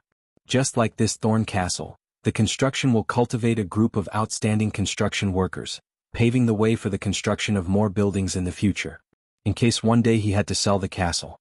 The new lord couldn't afford the sky-high price of a few dragon coins, so Liszt would rather push it down directly. At night, the dinner was held in Port Town. The town's officials, the new knight, and the mages were all invited to attend. They remembered the heroic sacrifice of the knight and drank the wine of glory. The flowing food and constant laughter made the banquet full of the winner's harvest smile. This time, the harvest of the expansion order is huge, and the warriors who followed me, your contributions are being counted. Gold coins, titles, fiefs, as long as you make contributions, they will belong to you. Liszt held a glass of wine and said in a serious tone, "The families of the deceased can also receive the rewards and pensions they deserve, I guarantee it in my name. Praise the Lord! Praise the Lord! Praise the Lord!" Waves of praises rang out incessantly. Liszt looked at the excited faces, and the corners of his mouth curled up into an arc, which did not calm down for a long time. What was the purpose of participating in the expansion order so desperately? It's not for today's scene. The increasingly fragrant and sweet flower wine lingered between his lips and teeth, and Liszt was soon drunk. Without using the dragon's do chi to restore his body, he fell asleep with the help of the servants. But even so, early the next morning, Liszt woke up early, and there was no hangover left in his body. Even if he was drunk again, the powerful dragon's do chi would still spontaneously and quickly restore his body to its best state. After washing up, after eating a hearty dinner and filling up the living supplies in the gem space, he took his sprites, including Yevich's sprites. Riding on the flower, he quickly rushed to Flower Town. In the afternoon, he finally arrived at the original fief, Flower Town. The town was as prosperous as ever. Isaiah, the administrative officer, greeted him at the port, and even the butler Carter ran to the port to wait. "Welcome home, master." "Good afternoon, Mr. Carter." After sending away the officials and continuing to work, List returned to the castle accompanied by Carter. The castle was no different from before the expedition. Far away, the telepathic connection made him immediately raise his head and see the thorn fairy, Ella, flying over while crying. It fell on List's head at once. Wow! It spoke of its longing. List took it in his palm and touched the small leaves on its head. He missed it very much. "Little guy, have you been naughty during this time?" "Wow!" Ella quickly denied it. But seeing the helpless eyes of the butler Carter, List understood that Ella had caused a lot of trouble during his absence. He didn't pursue anything, but motioned to Ella to meet his new companions. The 9 sprites, who were summoned by his mind, quickly looked at each other.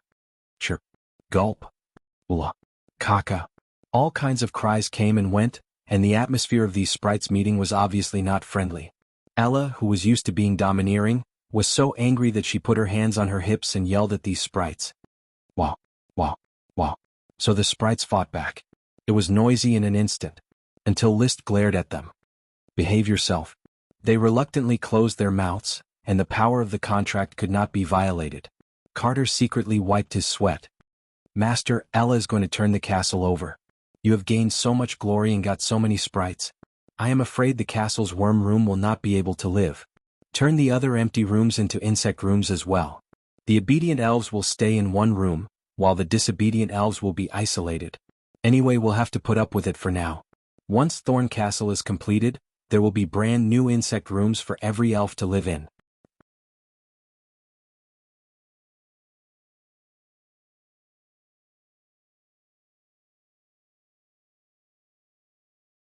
Chapter 642.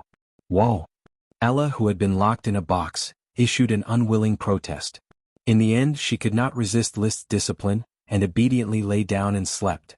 List took the time to ride the chocobo Loki to the seaside castle. Achi was not in the castle, nor was the 7-colored whale Lolth. Only the giant algae sprite Parker, along with 3 giant algae sprites and 8 giant algae sprite worms, were swimming freely in the pool. Upon seeing List, Parker immediately opened his mouth full of sharp teeth and laughed heartily. "Wow, List, you're back. Achi said that you were at war. Did you win?" "Parker has never lost a battle at sea. Do you want me to teach you?" "Thanks, Parker." List reached out and shook hands with Parker. "But I have never lost a battle on land." "Haha, worthy of being as handsome as Parker, List. We are both experts at war." "That's right." Casually echoing Parker's words, List asked, "What about Achi?" "She and that stupid, ugly, big colorful fish went out to look for worms." "What a bummer. What's so good about those little worms?" "Parker hates little worms the most.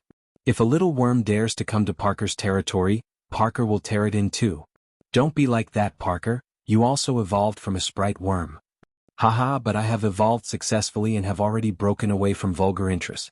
On the other hand, they are still stupid and ugly little worms." What Parker said made sense. For a moment, List did not know how to refute. He did not know how the giant algae sprite grew up to have such an unkind, arrogant, and narcissistic character. He felt that he should have less contact with Parker in the future, so as not to let Parker affect his character. The sprite contract was very wonderful. It was a two-way contract. It seemed to rely on spiritual power to determine the dominant party. When sprites were weak, the dominant party of the contract was a human. For example, sprite worms could not disobey their master's orders, while sprites could not disobey orders. When the elves became stronger, the leader of the contract would also change. List would find it difficult to directly command Great Elf Parker.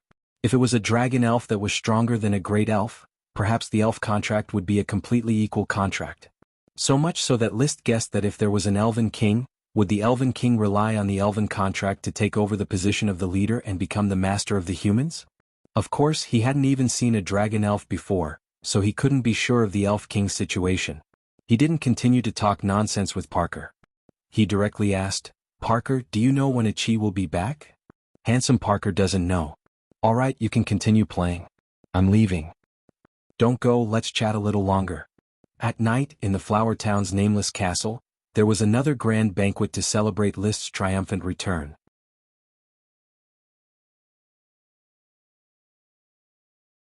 Lines like the knight's glorious blessing would be performed from time to time. Meanwhile, the Coral Island Tulip Castle. A retainer knight of Lee William was reporting to Levis. Madame Marie, Ralia, and Lytton were listening on the sidelines. This is what happened in the development order. After Sir List was stationed at the trapped Dragon Mountain iron mine for 5 days, he returned by ship in order to avoid the retaliation of the Dragon Knight. He returned to the Flower Town this afternoon. After listening to all the details of the development order, Madame Marie couldn't help but exclaim in surprise, "Ah!" The retainer knight didn't know how to tell a story. His description of the ups and downs of the war was dry, but the soul-stirring scene still made everyone present feel the same. Levis shook his head, an expression of disbelief on his face. Domain Knight? A Domain Knight that is more powerful than a Perfection Sky Knight? List actually defeated a Domain Knight by himself. He even seized a mine with 1,000,000 tons of iron ore? As he spoke, he seemed to have thought of something and became excited in an instant. A mine with 1,000,000 tons of iron ore. When you returned, you had already transported 500,000 tons of iron ore. That's right, Sir Levis. Lytton asked in a shrill voice. Marquis Wildtao, who controlled the chi of the entire orders of chivalry, was still unable to defeat Big Brother List? He also captured several Sky Knights, one of whom was a sacred swordsman and became his follower? Indeed. There was a moment of silence, followed by the sound of inhaling cold air. Madame Marie recovered from her shock. She clenched her fists and asked, "Therefore, the Tulip family has made great contributions in the development order? When I followed Sir, I heard from Sir's conversation with Sir List that Sir's contributions have reached the standard for promotion to a Marquis. If the subsequent 500,000 tons of iron ore can also be transported back smoothly, then Sir's promotion to a Marquis will be greatly accelerated. Even Sir's promotion will come after the development order ends. Praise Sir List, praise Sir Father." Rolia reverently clasped her hands in front of her chest. "May the glory of the night always look after the Tulip family."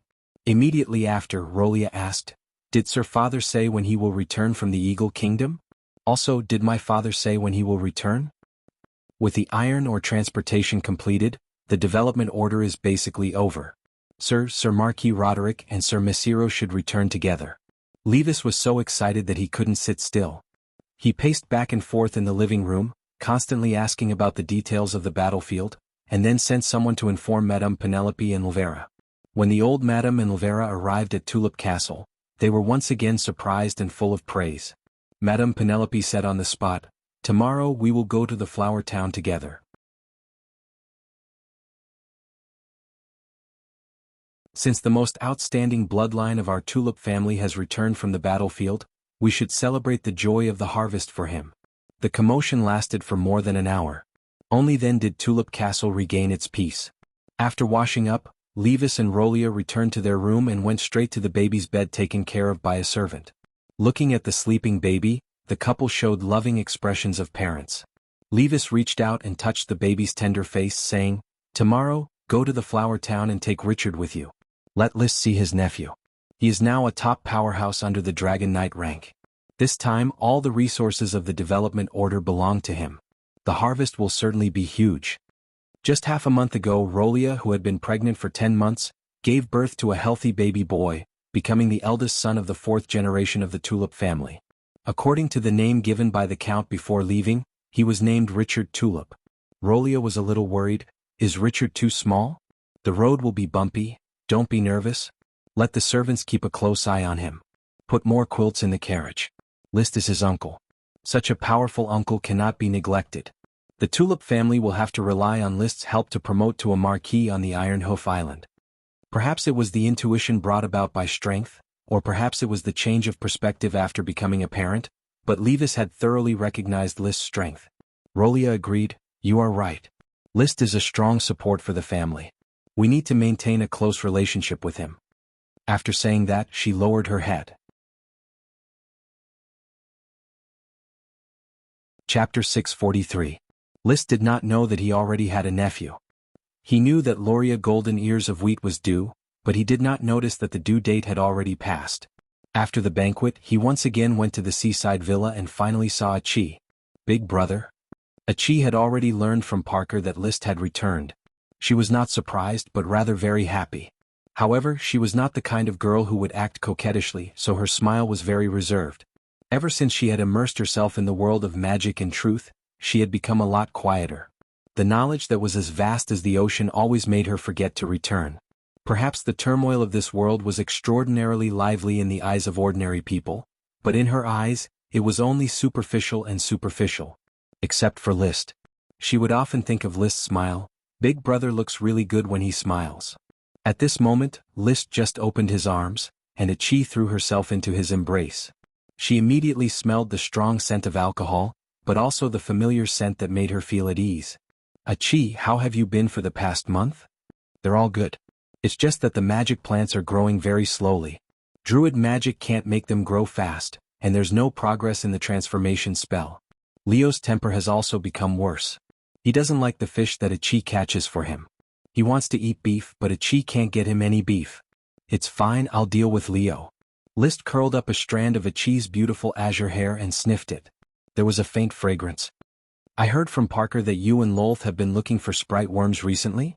Yes, Ichi recently made some new discoveries in her research of magic. She wants to carefully understand the birth of sprites, but after searching many seas, she still couldn't find any gestating sprite worms. Oh, that's right, big brother, Ichi found a new sprite worm on the way to the Dodo Island a week ago. Really? Have you contracted it? No, Ichi is waiting for big brother to contract it. Just in time to go to the Dodo Island tomorrow and contract this sprite worm in passing. After chatting with Ichi for a while, List took out 2 magic books and handed them to her. This one, The Nature and Development of Blood Magic, was written by my new vampire follower, and this one, The Summary of Great Sorcerers, was jointly written by 3 great sorcerers. Take it for your reference. Vampires? You'll understand after reading this book. List did not explain much as everything was contained in the blood magic book. He took out a beautiful amber and said, aren't you studying the birth of sprites? You can have this sprite worm amber. You can slowly study it. The sprite worm amber was dug out from the Flower Town's rocky beach. Apart from being a bit of inspiration for Chris Truth's promotion to a great wizard, it did not have any other use. Therefore he gave it to Ichi to study and see if she could find any new discoveries. After Ichi accepted the sprite worm amber, List handed her a hand-drawn map of the ruins. This map is a new map drawn by 3 great sorcerers based on a broken map. It seems to point to an unknown race living in the sea. The civilization of this race has already declined, leaving only some ruins. A race of the sea? I suspect that it might be a race of sirens. But Ichi is also a siren. However, Ichi is a spirit of the sea. She has been living in a shell since she was born, living alone in the sea. Although she has sensed the existence of other sirens several times, Ichi doesn't seem to want to communicate with them. Sirens shouldn't have a civilization, right? What you said makes sense, but I can't think of any other intelligent race living in the sea. List shook his head. It was mentioned in the night novels and magic books that he had read. The intelligent creatures that existed in the sea besides sirens were mermaids. Sometimes he wondered if sirens and mermaids were actually the same kind of creature, but were mistaken for 2 different creatures. After all, when humans saw sirens or mermaids in the sea, they should not be able to distinguish the details. However, these speculations were not important. List smiled. The 3 great wizards have already determined the basic area of the relic. When we have time to explore it together, we will know what this unknown race is and what good things it left behind. Yeah. Then you should rest early. Big brother, are you going back? Yeah, I'm going back. List stood up, looked at the petite Ichi again and could not help but sigh with emotion. I really want Ichi to grow up faster. A blush seemed to flash across Ichi's face, but it was fleeting. She also sighed with emotion in a soft voice. Ichi also wants to grow up faster. Early the next morning, List directly took Ichi to the Dodo Island. Along the way they found a sprite worm. It was a familiar sprite worm, a seaweed sprite worm. Ichi had also contracted a seaweed sprite worm before. However, the territory lacked manpower. Just planting and harvesting giant algae took up a large number of fishermen. They didn't even breed kelp, let alone seaweed. It could only be put aside for the time being. When a new batch of serfs arrived, a large number of fishermen would be trained to carry out breeding operations along the coastline. Coastline breeding and shallow water fishing were projects that the territory vigorously developed. Eventually, it would transition to offshore breeding and distant fishing, fully exploiting the value of the sea. But why do I no longer feel excited about contracting a sprite worm? Riding the 7-colored whale Lolth on the seabed, List was aware of his tranquility. From hearing about sprite worms to contracting a sprite worm, he had never felt excited. It seemed that ever since he seized the 9 lesser sprites from the expansion order, the discovery of wild sprite worms was no longer an important matter. A wave of plunder and war was equivalent to several years of income from farming in the territory. It would indeed have a great impact. Every year, the Grand Duchy of Sapphire's expansion order attracts a large number of knight participants. Sure enough, there is a reason for it. Even he, who was blessed by the power of fate and could pick up sprite worms at any time, had a great desire for plunder and war, let alone the barren knight. Plundering a knight could eat for several years at a time. Why not go and plunder? Just in case the knight glory favored him, he might become an aristocrat. To put it bluntly, I am used to eating big fish and meat, so I have no interest in small vegetables. It was already afternoon by the time they arrived at the Dodo Island. Achi basically fed once every 5 days, waiting on the shore at a fixed time. Now was not the time to eat. However, List didn't care. He climbed the crater and shouted at the sulfur-smelling crater, "Leo, get up and eat beef." After a few greetings, the tumbling magma in the crater suddenly exploded. Flames rose into the air and condensed into a fire dragon with red and black scales. It was the little fire dragon Leo. Leo circled in the sky before swooping down and landing in front of List. Its body was clearly bigger than before. When it landed, it squinted at List and breathed out hot flames from its nostrils. Its demeanor and expression gave List the feeling that it was looking down on him. List's complexion sank and he responded in a calm tone, "What's wrong, Leo? Don't you recognize me? Or do you not want to eat beef?" The word beef made Leo stare blankly.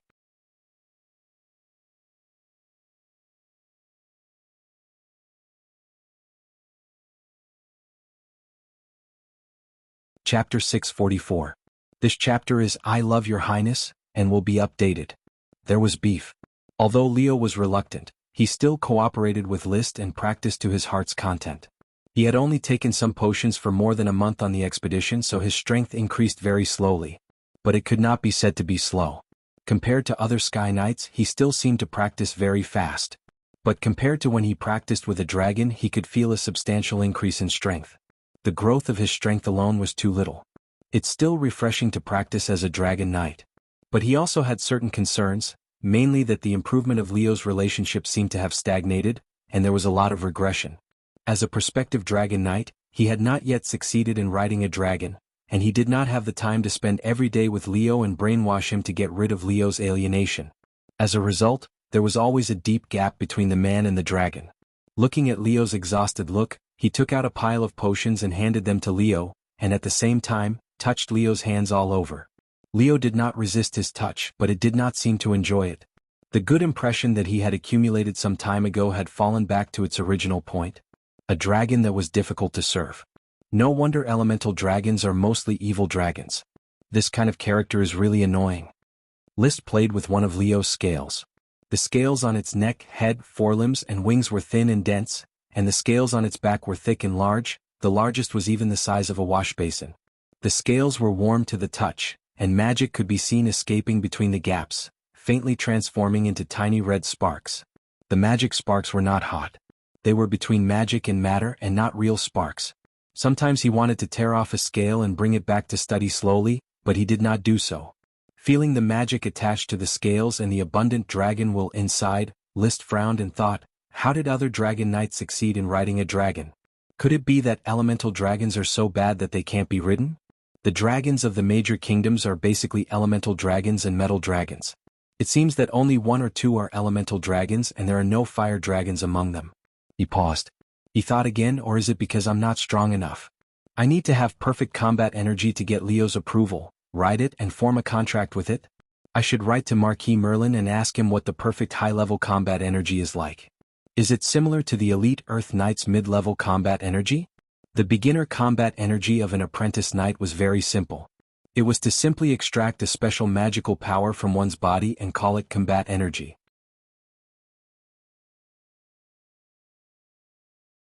When the Do Chi sublimated and gained its own attribute, it would advance to the intermediate Do Chi and become an Earth Knight. When the intermediate Do Chi reaches a saturated state in the body, one will become an elite Earth Knight. If he wanted to continue training at this time, he would have to rely on the impact of the magic potion to break the shackles of his own cells, thereby allowing him to accommodate more mid-level battle energy. A quantitative change would lead to a qualitative change, ultimately leading to a high-level Do Chi. The Sky Knight's advanced combat aura was even more unique than the intermediate combat aura. The biggest change was in its lightness. Leaping in the air was easy. When the advanced combat aura reached a saturated state, one would become a perfect Sky Knight. List wasn't very clear about the state of the advanced combat aura at this time. According to the common records, a perfect Sky Knight could start looking for a dragon rider. Perhaps the advanced combat aura at this stage would be of some help in riding a dragon. Or maybe the perfect combat aura could only continue training with the help of a dragon. He guessed that it was the second possibility. He could only rely on a dragon to break through the shackles of the advanced combat aura. Roar. After Leo swallowed the potion, he let out an even more majestic roar. He glanced at List and without too much reluctance, he directly leaped towards the crater of the volcano and fell into the magma like a meteor. The magma roiled and returned to normal, leaving only steam and the smell of sulfur. The sun was setting in the west. Li Si stood quietly at the crater of the volcano. No one knew what he was thinking. After a long time he slowly walked down the mountain. Achi was helping the rainbow whale, Lolth, wash the dead skin off her body. Seeing that List had returned, Achi immediately put down her brush and smiled at List peacefully. Lolth also let out a cheerful chirp. She felt a sense of loss from Leo. It was quickly washed away by this heartwarming scene. Compared to little fire dragon Leo, Achi was much more considerate. An evil dragon is an evil dragon. It seems that if I don't use some forceful methods, it will be very difficult for Leo to yield. But how should I be forceful? It seems that with my current strength I might not be able to defeat it. Even a young dragon had great strength. Just the move of transforming into magic power would be very difficult to truly harm it.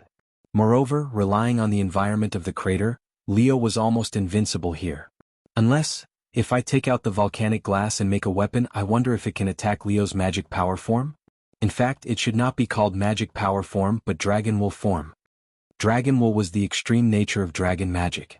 List had created the name by referring to sword intent. There was no point in thinking too much. He smiled and joined the ranks of helping Lolth brush the dead skin.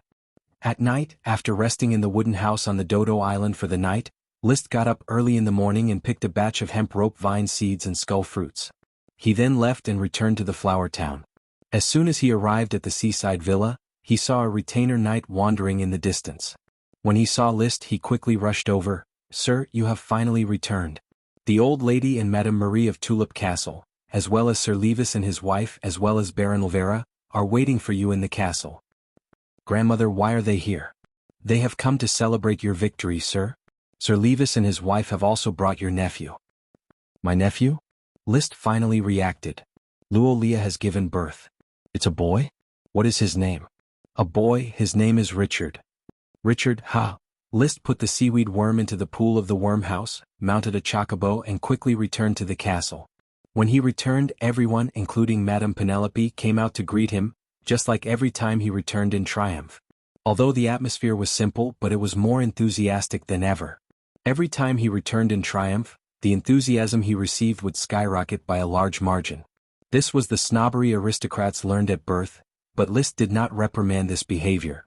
It was the nature of most people to despise the poor and love the rich. The strong were worshipped while the weak were despised.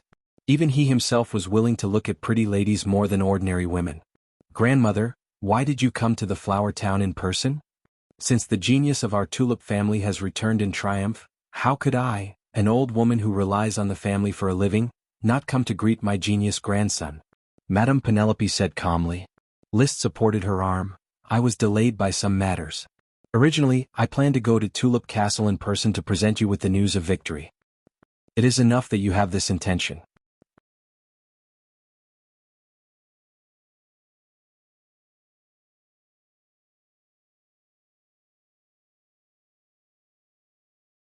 Chapter 645.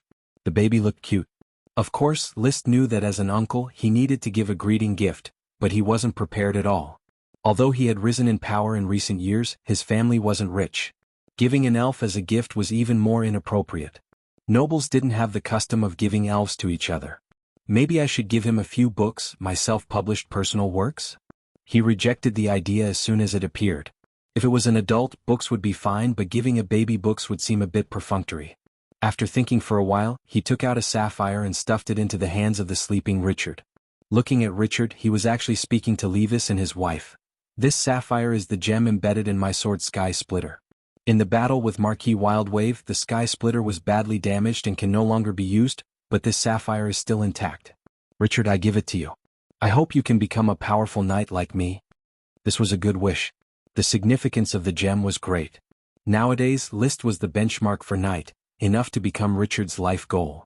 This was not boasting but a fact.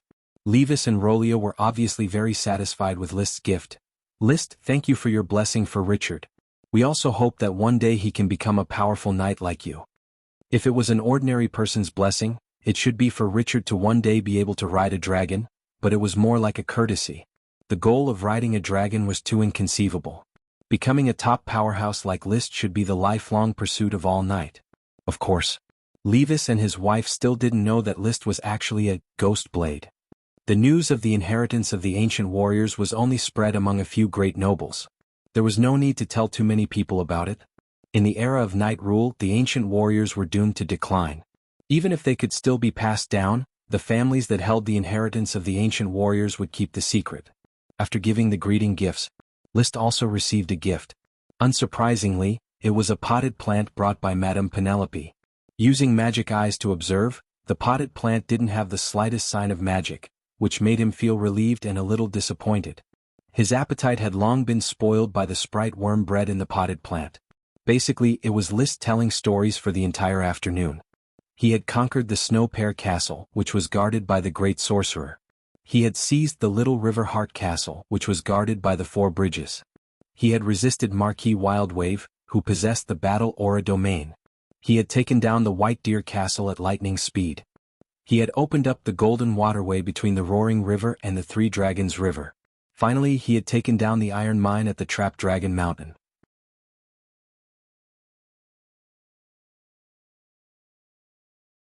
Countless ships went upstream and downstream, loading the heavy iron ores and transporting them away.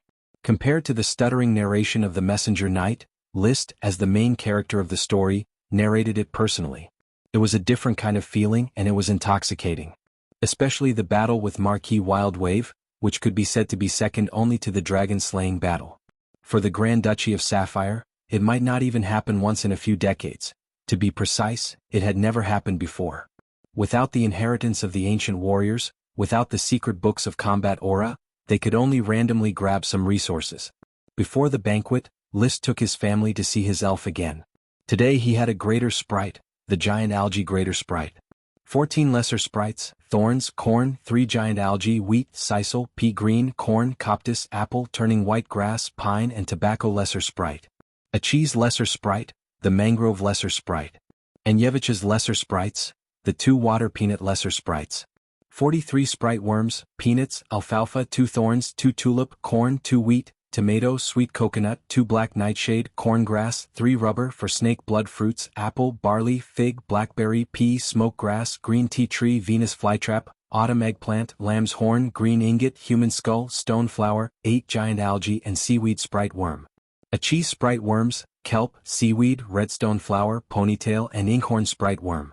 Anyevich's sprite worms, 100 clams erecta, sweet potato, celery, stipa, ryegrass, daisy, cat's tail, pennisetum, scattered sunflower, forsythia, 2 broom sprouts, stone lotus root and green radish sprite worm. The total was 1 greater sprite, 17 lesser sprites and 62 sprite worms. Such a number had already surpassed that of the tulip family in terms of lesser sprites. The greater sprites were equal, while the number of sprite worms was only half. I simply can't believe that your property is already richer than that of an ordinary count's family. Although the family has more sprite worms but you have more lesser sprites. Levis sighed with emotion. The tulip family sprites had all been contracted to him, but those given by his father and those earned by himself were 2 completely different feelings of accomplishment. Hee. List said in a reserved manner, after all, I am a child of glory, and the sprites favor me more. Moreover, if a few more expansion orders are issued, I am afraid that the castle's worm rooms will not be able to accommodate these beautiful sprites. Levis wanted to refute, how could sprites be so easy to obtain? But when the words reached his mouth, he swallowed them back down. For others, sprites were truly rare, but for List, it seemed to be the opposite. This could be seen from Madame Penelope's potted plants alone. He and Lavera had brought back many potted plants, yet none of them had ever bred sprite worms. Therefore he could only force a smile. I believe that such a day will come. The banquet was lively and festive. After arranging the accommodations of his grandmother and the others, Liszt took a bath and lay back on his bed. His spirits from being flattered had yet to completely subside. He recalled the 2.5 years he had spent after transmigrating. Although he had not made any earth-shattering changes, he had also not been unknown and invisible. At least in the Grand Duchy of Sapphire, which was a corner of the continent, he had repeatedly been in the limelight and had become a household name. After the iron mine robbery campaign was over, his name was bound to sweep through the various islands of the kingdom, and everyone from aristocrats to commoners would talk about his name. Perhaps all the young knight would also regard him as their goal, whether it be out of jealousy or worship. I really want to quickly succeed in riding a dragon. My handsomeness no longer allows me to be so low-key. He thought somewhat absent-mindedly. In this world, a knight who was not a dragon was, after all, an ant. Only by becoming a dragon knight would he be qualified to do as he pleased. Slowly, an illusory smoke rose before his eyes. Whenever he was absent-minded or focused, the smoke mission would naturally appear. His attention quickly returned, fixing on the changes in the smoke mission. Mission completed. Reward: 3 enchanting dragon spirit fruits. The mission has been completed, which means that the Grand Duchy of Sapphire's expansion order has officially ended. Either Dragon Knight Alonso Cypher has rushed back, or the iron mine has been emptied. But what is this reward, 3 enchanting dragon spirit fruits that I have never heard of? Could it be?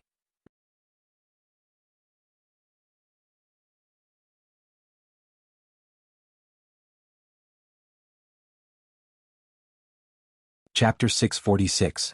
Liszt was not a person with long-term plans and always liked to come up with new ideas. But it was undeniable that he was highly dedicated to dragon riding. He had detailed records of any information related to dragons, and listed them in his unpublished Liszt Dragon Taming Handbook. And when he gave the magic books to Chris and Achi to read, he also asked them to record any information related to dragons and give it to him to organize into the handbook. He also often organized servants who could read to flip through night novels to find information about dragons, training, geography, World of Warcraft, elves and other relevant information, and then recorded it in detail. Just the books that recorded information could fill an entire bookshelf. Of course, because they were made of thick bast paper, there was not much real content. The white paper workshop had been researching white paper, and there was already a finished product, but the finished product was not even as good as the toilet paper used in rural graves, let alone writing on it. There was still a long way to go for the research and improvement of white paper, so thick bast paper was the main focus for the time being. According to all the information about dragons that he had read in night novels and magic books that he could buy, there was no mention of something like the dragon's soul fruit. In other words, this fruit was either monopolized by the dragon-raising families, or it was rare and unknown. So, where do I go to find these 3 dragon soul fruits? There doesn't seem to be much of a way to search other than launching a census of the land. Maybe I don't actually need to do anything, and the 3 dragon soul fruits will automatically come to me? No matter what. He was now very excited. Excited by the bold idea that came to him after hearing about the dragon's soul fruit, all his sleepiness and exhaustion were swept away, leaving only his blood boiling. Sure enough, as long as my mental interference is strong enough, I can guide the smoke mission, or rather, pull the threads of fate. Every day I think about how to ride a dragon, the smoke mission will automatically change my fate, and guide me to the dragon's soul fruit, a magical fruit that can charm dragons. After a moment of excitement, he forcibly suppressed his thoughts. He had to consider that the dragon's soul fruit was not the effect he had imagined, so it was not too late to get excited after getting the fruit. At this time, he called out the smoke mission again. Mission: the hand-drawn map of the ruins is not accurate. You will need to search carefully to find the lost civilization of an unknown race. Perhaps it is wandering in a corner of this sea, and the song that rings out will guide you. Please look for the song at sea. Reward: aged siren. An old siren? It was another surprise. Sirens were magical creatures. Ever since Liszt was obsessed with Achi, he knew how wonderful they were. It was just a pity that this was an old sea monster. The word old always made people think of white-haired, wrinkled, and hunched figures, which greatly conflicted with the pure, beautiful, and innocent image of sirens that Achi gave to Liszt. However, aging, sickness, and death were common occurrences in life, and he was not sad about it. Searching for an unknown race and encountering a sea demon. Does this mean that this unknown race is most likely left behind by the sea demons? He suppressed his previous excitement and began to seriously consider the new mission. The old siren should be more than 400 years old. 400 years of life should be full of vicissitudes of life, and it should be very knowledgeable. At this point, Zhang Xian's eyes lit up. This old siren is simply a living handbook of the sea given to me by the smoke mission. As the saying goes, having an old person at home is like having a treasure. Wisdom was more the accumulation of experience. In the more than 400 years of life, this old siren had been to many places, touched many ships, and witnessed many stories. It was conceivable that she herself was a thick book of knowledge. The next day, after sending off Madame Penelope and the others, he began to plan to find the ruins of civilization. This required a Chi's help. A Chi, you can sense the existence of the siren within a certain range, right? Yes, brother. Although a Chi has never seen a siren of the same kind, a Chi has felt the breath of the siren several times and knows that they are not far away. How far is the sensing range? I'm not very clear, but it should be more than a dozen kilometers. Well, a Chi, prepare carefully. I'm going to explore the ruins map. Maybe we will encounter other sirens. This requires you to determine their existence and contact them. At the urging of List, a Chi did not prepare too much. She quickly packed up her personal belongings and told Nami to take good care of the ducklings on Mangrove Island. List also took the time to write a letter and gave it to Butler Carter for safekeeping. If the Count and the others did not return by the time they returned, he would give the letter to the Count. The content of the letter was not much. It was mainly to entrust the Count with the resources exchanged for iron or to buy serfs and food. If the Grand Duke sent someone to ask if he was willing to follow him directly, the Count must refuse. For the time being, he had not considered following the Grand Duke directly. At the same time, List also told the territorial officials to carry out an agricultural census. Once new varieties of fruit were found, they must be kept and strictly prohibited from being destroyed at will. Everything would be arranged when he returned. So,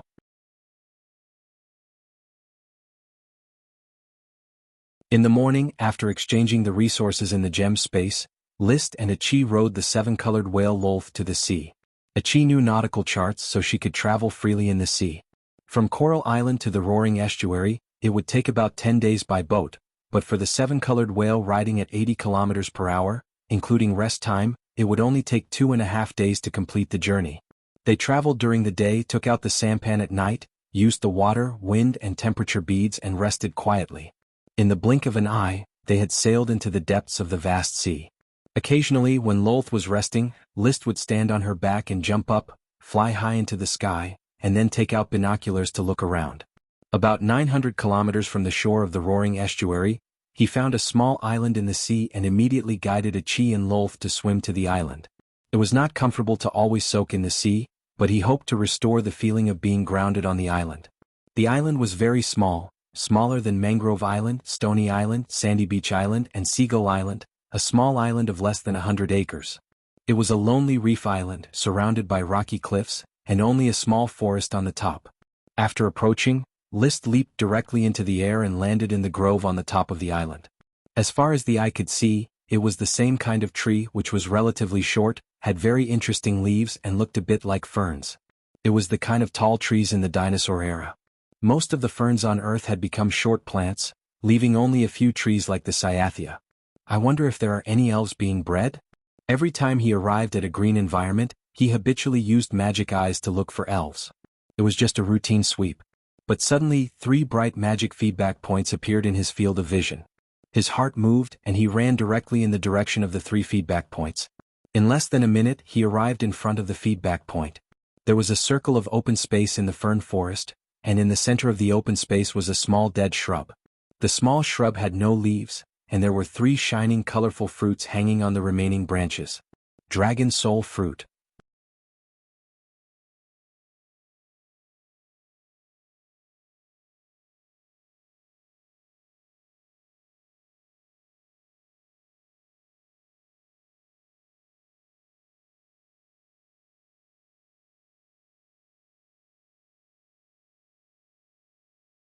He found suspicious islands and reefs, which were likely to be the hiding place of the siren. He kept exploring. Relying on the connection between a chi and the siren before dark, he finally found a coral reef that emerged due to the ebb tide. This was a seabed coral reef that did not surface, but the outline of a white coral reef ring island could be seen, hidden at a depth of 1 or 2 meters underwater. Similar to the ringed reef in Flower Town, this coral island was also ring-shaped. In the center of the ring of the coral reef was a shallow small lake, which was completely surrounded by tall corals. Around this large coral reef, there were several small coral reefs, none of which surfaced.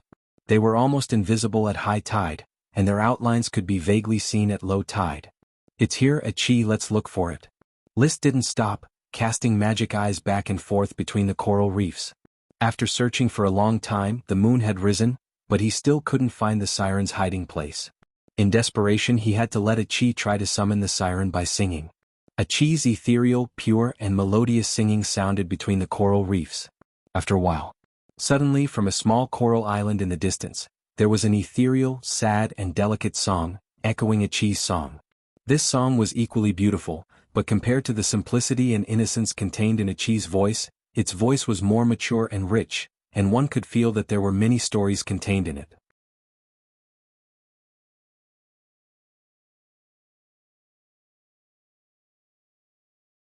Chapter 648. Between the Reefs.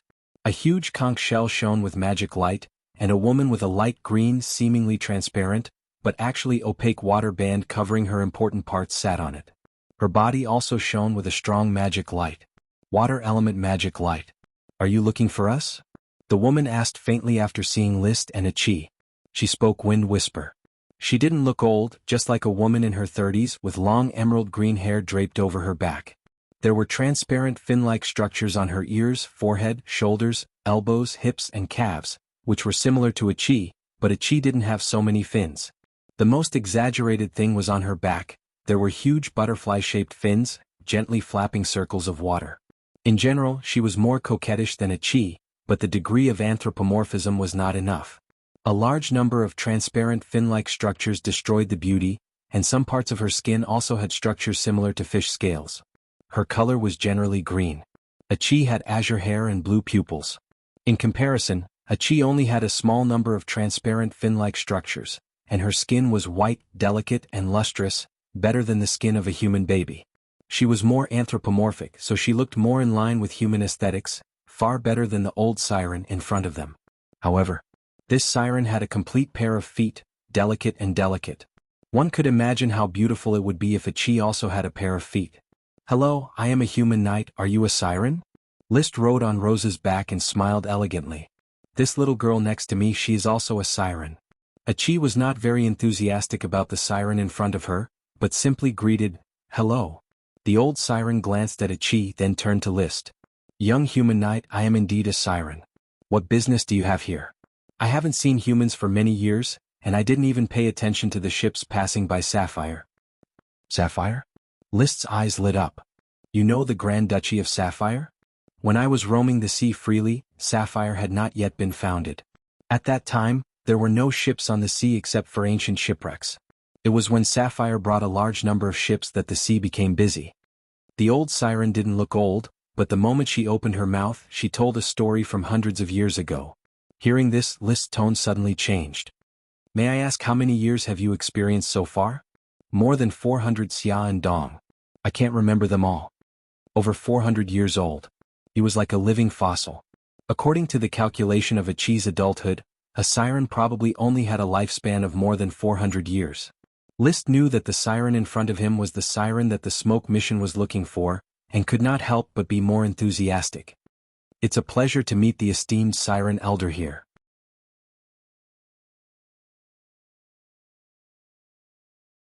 My name is List Tulip, a Viscount of the Grand Duchy of Sapphire. May I have the honor of knowing your name? My name? The old siren looked up at the bright moon reflected on the water, and there was a moment of absent-mindedness.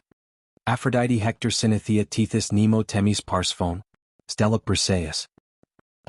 The corner of List's mouth twitched. Why did every siren have to give themselves such a long name of more than 200 words? Your name is very long as my sister's name. Her name is... He turned to look at a Chi as if he could not remember a Chi's full name. A Chi was very understanding and quickly said her name. My name is Tana Histi Europamini Seleno Lucati Fulcus Bunius. Cassandra Acaroids. But I have changed my name to Acaroids Truth. You can call me Achi. Truth.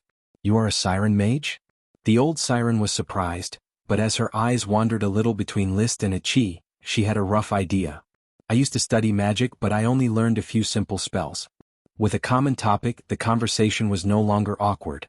List smiled and said, Achi is a great mage. A great mage? Such a young siren mage is indeed rare. The old siren nodded gently. You can call me Easy.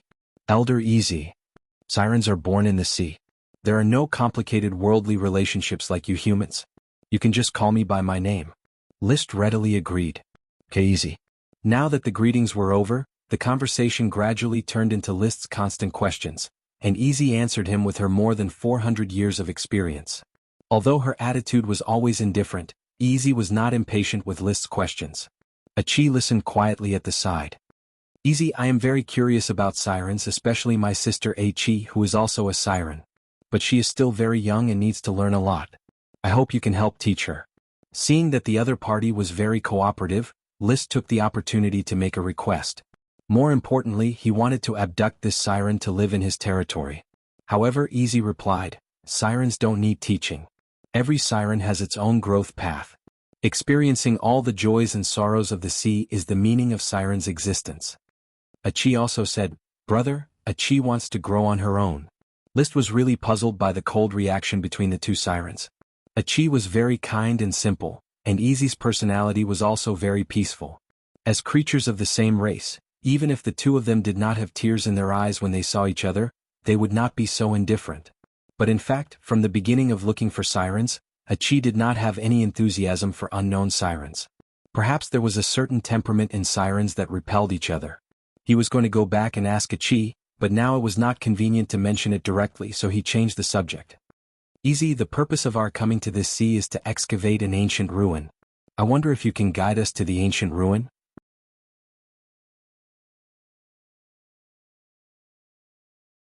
Ancient ruin, you mean the ruins of the Temple of Fish Clown? Temple of Fish Clown? List heard a new word, Fish Clown, in wind language meant a monster that looks like a fish but is very ugly. EC extended her slender arm and pointed southeast with a finger that was as thin as a spring onion. Swim forward for about 50 kilometers from here, and you'll find a square coral reef. Swim 30 kilometers south from Coral Island, there is a 100-meter deep seabed puddle, and the ruins of the Temple of Fish Clown are buried in mud.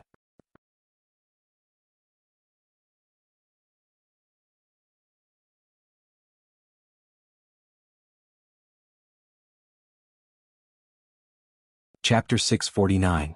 Ugly Undead Fish? List heard a new term. Izzy, can you tell me what kind of existence this ugly undead fish is? Do you know about the undead? I know about Ghost and Liches. He had met two Liches, Curtis Truth and the Bull Marquis. The Ghost was Virginia Truth, who had been staying in the soul storage tank in his gem space, and would only come out occasionally to chat. I've heard of Liches, which are evil transformations that stimulate the power of the soul. The undead is somewhat similar to Liches, but instead of stimulating the power of the soul, they use the remaining soul to control the material power of the life. When the ugly undead fish was alive, I suspect that it was at the level of Magic Shooter. Magic Shooter? List's eyes widened. Magic shooters were existences that could fight with dragons alone, and an ugly undead fish was actually at the level of Magic Shooter. This was obviously too exaggerated. It's just my suspicion, and it's the strength of the ugly undead fish when it was alive. It may only have the strength of a great mage now, but its body is very strong. I found the Temple of Ugly Undead Fish when I was young, and I always wanted to go in, but it always stopped me outside the temple. Time has not weakened it. Hearing that it only had the strength of a great mage, List was relieved. Magic shooters had not appeared in the eyes of the world for many years, and suddenly told him that there would be magic shooters in a ruin that had existed for thousands of years. He would never believe it. Time would make everything decay, even the representative of the top power like the dragon would die, let alone other creatures. Then List asked Izzy about the specific details of the ugly undead fish. According to Izzy, the ugly undead fish was the strongest of the ugly fish race, and it was imprisoned in the Temple of Ugly Undead Fish as a guard. It was 10 meters tall like a big standing frog, but its upper body was the head and body of a fish. It held a strange harpoon in its hand, which could release powerful water magic. One of the magic was called Water Shackle by Izzy, which could control the water to bind the opponent's body and then tear it outward. When Izzy was young, she was bound once and almost dismembered. After listening to her, Liz turned around and asked, "Achi, do you think you can defeat this undead fish underwater?" In the 100-meter deep water, his combat power would be severely reduced, and he might not be able to easily kill an archmage who had the home advantage. Achi nodded seriously. "Don't worry, brother. I don't think the undead spirit fish that Izzy mentioned is very strong. Achi has mastered many advanced spells. Water fusion will definitely be able to kill the undead spirit fish. We still need to be careful." Liz touched Achi's hair. Achi was not to be underestimated in battle.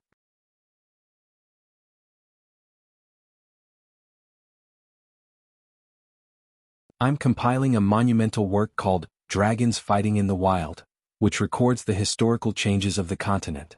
I hope to learn the forgotten history from you.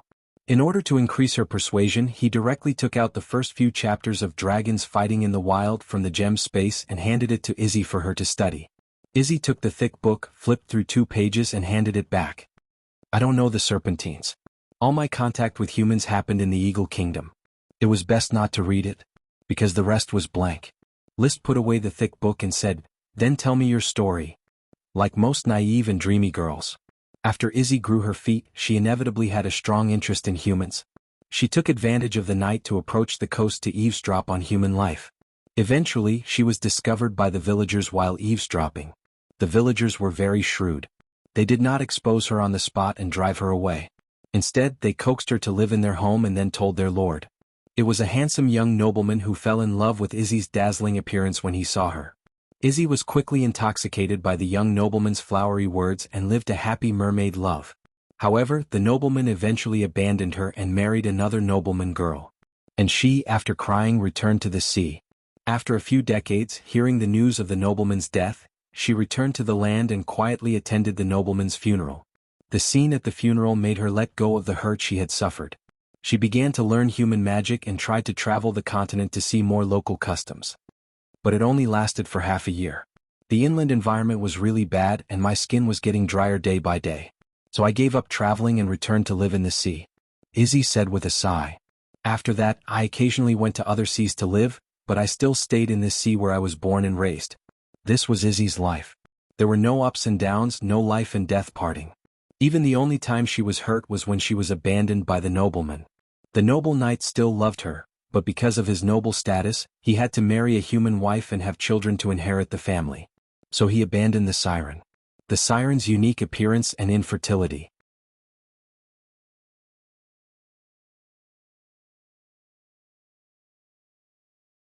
Chapter 650.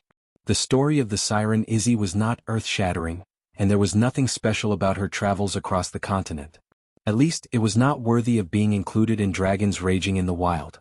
Most importantly, she had never been involved with the nobles of the Eagle Kingdom, so the information she knew was very limited. But her experience was not entirely without merit. For example, she once learned to play the piano from the master pianist Cherny Windmill. Cherny was a famous pianist in the Iron and Steel Ridge Kingdom. He once traveled to the Eagle Kingdom and met Izzy. He told Izzy how he created his famous song U'Reilly by the Water. It was an autumn evening. Cherny, who had traveled around the world, walked to the border between the Iron and Steel Ridge Kingdom and stopped in the countryside of a small border town. He took the piano he carried with him from the carriage and was about to adjust it to practice a piece. Suddenly, an elk sprang out of the forest and ran straight to him. But because it was by the river, the elk had nowhere to go and just wanted to jump into the river and swim to the other side. However, a steel fork flew from a distance and quickly killed the elk. Then Cherny saw a banshee with light green hair dancing like a snake coming out of the forest. She had drooping eyelids, a slender figure, snow-white skin and bright red lips. Cherny quickly fell in love with her. However, when the banshee dragged the dead elk, she only raised her eyelids to look at him. At that moment he seemed to be stiff and could not move, even his eyeballs could not move. He could only watch the banshee's back disappear into the forest. He did not know how long had passed. When he woke up again, he had been saved by servants and local residents and was lying on a bed. After listening to the local residents, he learned that the banshee was called U'Reilly. It was said that she was a snake banshee who lived in this forest and had 3 sisters. The eldest sister was called Stheno. She had dark green hair and could kill a powerful World of Warcraft with one punch. Euryale was the second sister. She had light green hair and could fly like a sky knight with one leap. The youngest sister was called Medusa. She had bright red hair and could control snakes. The eyes of the three sisters were so powerful that anyone who looked into their eyes would be turned to stone. If the stone was broken, the person would die. If it was not broken, the body would recover in a few days. Normally, the three Medusa sisters and the local residents would mind their own business. There had been nobles who tried to enter the wild forest to capture the three beautiful Medusa demonesses, but they either disappeared in the forest or returned empty-handed. Not even a trace of the three sisters could be found. Cherny coveted Euryale's beauty as well, so he took up residence there. He was looking forward to seeing Euryale again, but unfortunately he hadn't seen her for many days. He turned his longing into musical notes and composed the famous song Euryale by the Sea. Do Gorgons really exist? Liszt was dubious. It was true that vampires and liches did exist, but looking at a snake-haired siren that could petrify people with a single glance felt a little surreal. This kind of ability was too powerful. Moreover, they were incomparably beautiful. Even if their hair was a little strange, it was believed that many curious knights would still flock to them. Izzy shook her head. I've also asked Master Cherny. He told me that the world is far bigger than what we see, and that no one can take everything as they please. In other words, no one has seen the three Medusa sisters after that? I don't know. I didn't pay much attention to them. Maybe they're like the sirens. After experiencing the complexity of human life, they returned to their homeland and lived a simple life. In short, Izzy had many stories similar to the three Medusa sisters. For example, the Minotaurs roamed the Blast Furnace Kingdom and the barren stone plain. They had horns like bulls and roared angrily to chase away invaders. In the primeval forest in the west of the Grand Duchy of Rose lived giant ogres with clubs in their hands. They lived a life of eating raw meat and drinking blood. Someone had seen a winged harpy flying like an eagle in a mountain in the Eagle Kingdom. The daughter of a duke of a duchy had seen a unicorn in the forest and escaped from her wedding with the help of the unicorn. She did not know where she went. On a full moon night, the howling of wolves often resounded in a nameless castle.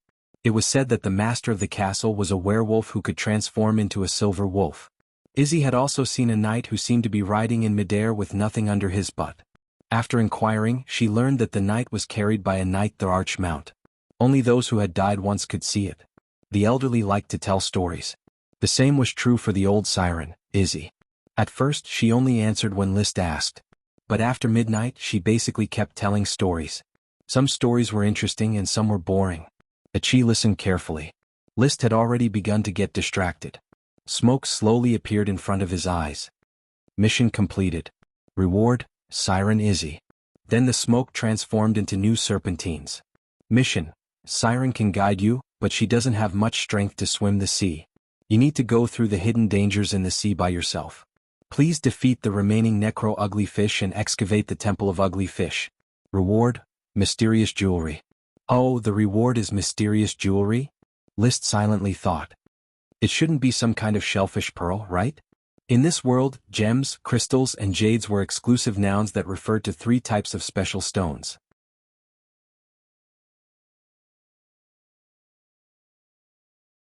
Gems and crystals originated from the production of dragons, while jades were formed from the condensed magic power of the earth. And jewelry specifically referred to ornaments. Gems and crystals could be made into ornaments, complete jades could be made into ornaments, pearls, corals, amber, and the like could also be made into ornaments. Gold, silver, mithril, orichalcum, and the like could also be made into ornaments. These were called jewelry. Previously he already had a black giant clam that produced black pearls, a pink conch that produced pink pearls, and a golden lip shell that produced golden pearls. He didn't know what shell would be given this time and what pearls would be produced. I hope it's not a pearl shell that produces white pearls. There are many pearl shells raised in the Blue Dragon Lake of the Grand Duke, but they aren't worth much. With this thought in mind, he soon fell asleep on the sampan while listening to Izzy's rambling. When he woke up again, it was already the dawn of the next day. He rubbed his eyes. Looking at the reef in the distance, Izzy was feeding the rainbow whale Lolth with some kind of fruit. This rainbow whale was very friendly to everyone, and sometimes Liszt worried that it would be abducted. On the other side of the reef, Achi was sitting on a shell, holding a book and reading. Seeing that Liszt had woken up, Achi immediately swam over. Brother, you're awake. Didn't you sleep? He vaguely remembered that when he fell asleep, Izzy was still telling a story and Ichi was still listening carefully. As a result, when he woke up, the two sirens were still full of energy. Ichi slept. Sirens sleep for a short time, brother. Of course List knew this. He just got up and was a little confused. Then he washed up by the reef and ate a sumptuous meal. Then he went to say goodbye to Izzy. Izzy, your story is very interesting. When Ichi and I discover the Temple of Fish Clown, I hope to have a good chat with you again. Falling asleep while chatting isn't a good conversation. List waved his hand awkwardly. He already knew that Izzy did not refuse. He took Ichi in the direction that Izzy had pointed out. First, they would excavate the Temple of Fish Clown, complete the task and get the reward. For the original, flawless chapter, please go to the Chidian app and subscribe. Sometimes Old Bai would find problems and modify it after uploading it. It was difficult to correct it in time through other channels. You're tuning in to the Han Li's Wuxia Adventures YouTube channel. We're so grateful for your support and don't forget to subscribe to join us on this incredible journey through captivating stories. Your generosity through donations truly makes a world of difference, as it's the primary source of revenue that allows me to expand and enhance this channel for you. Thank you from the bottom of my heart for being a part of this adventure.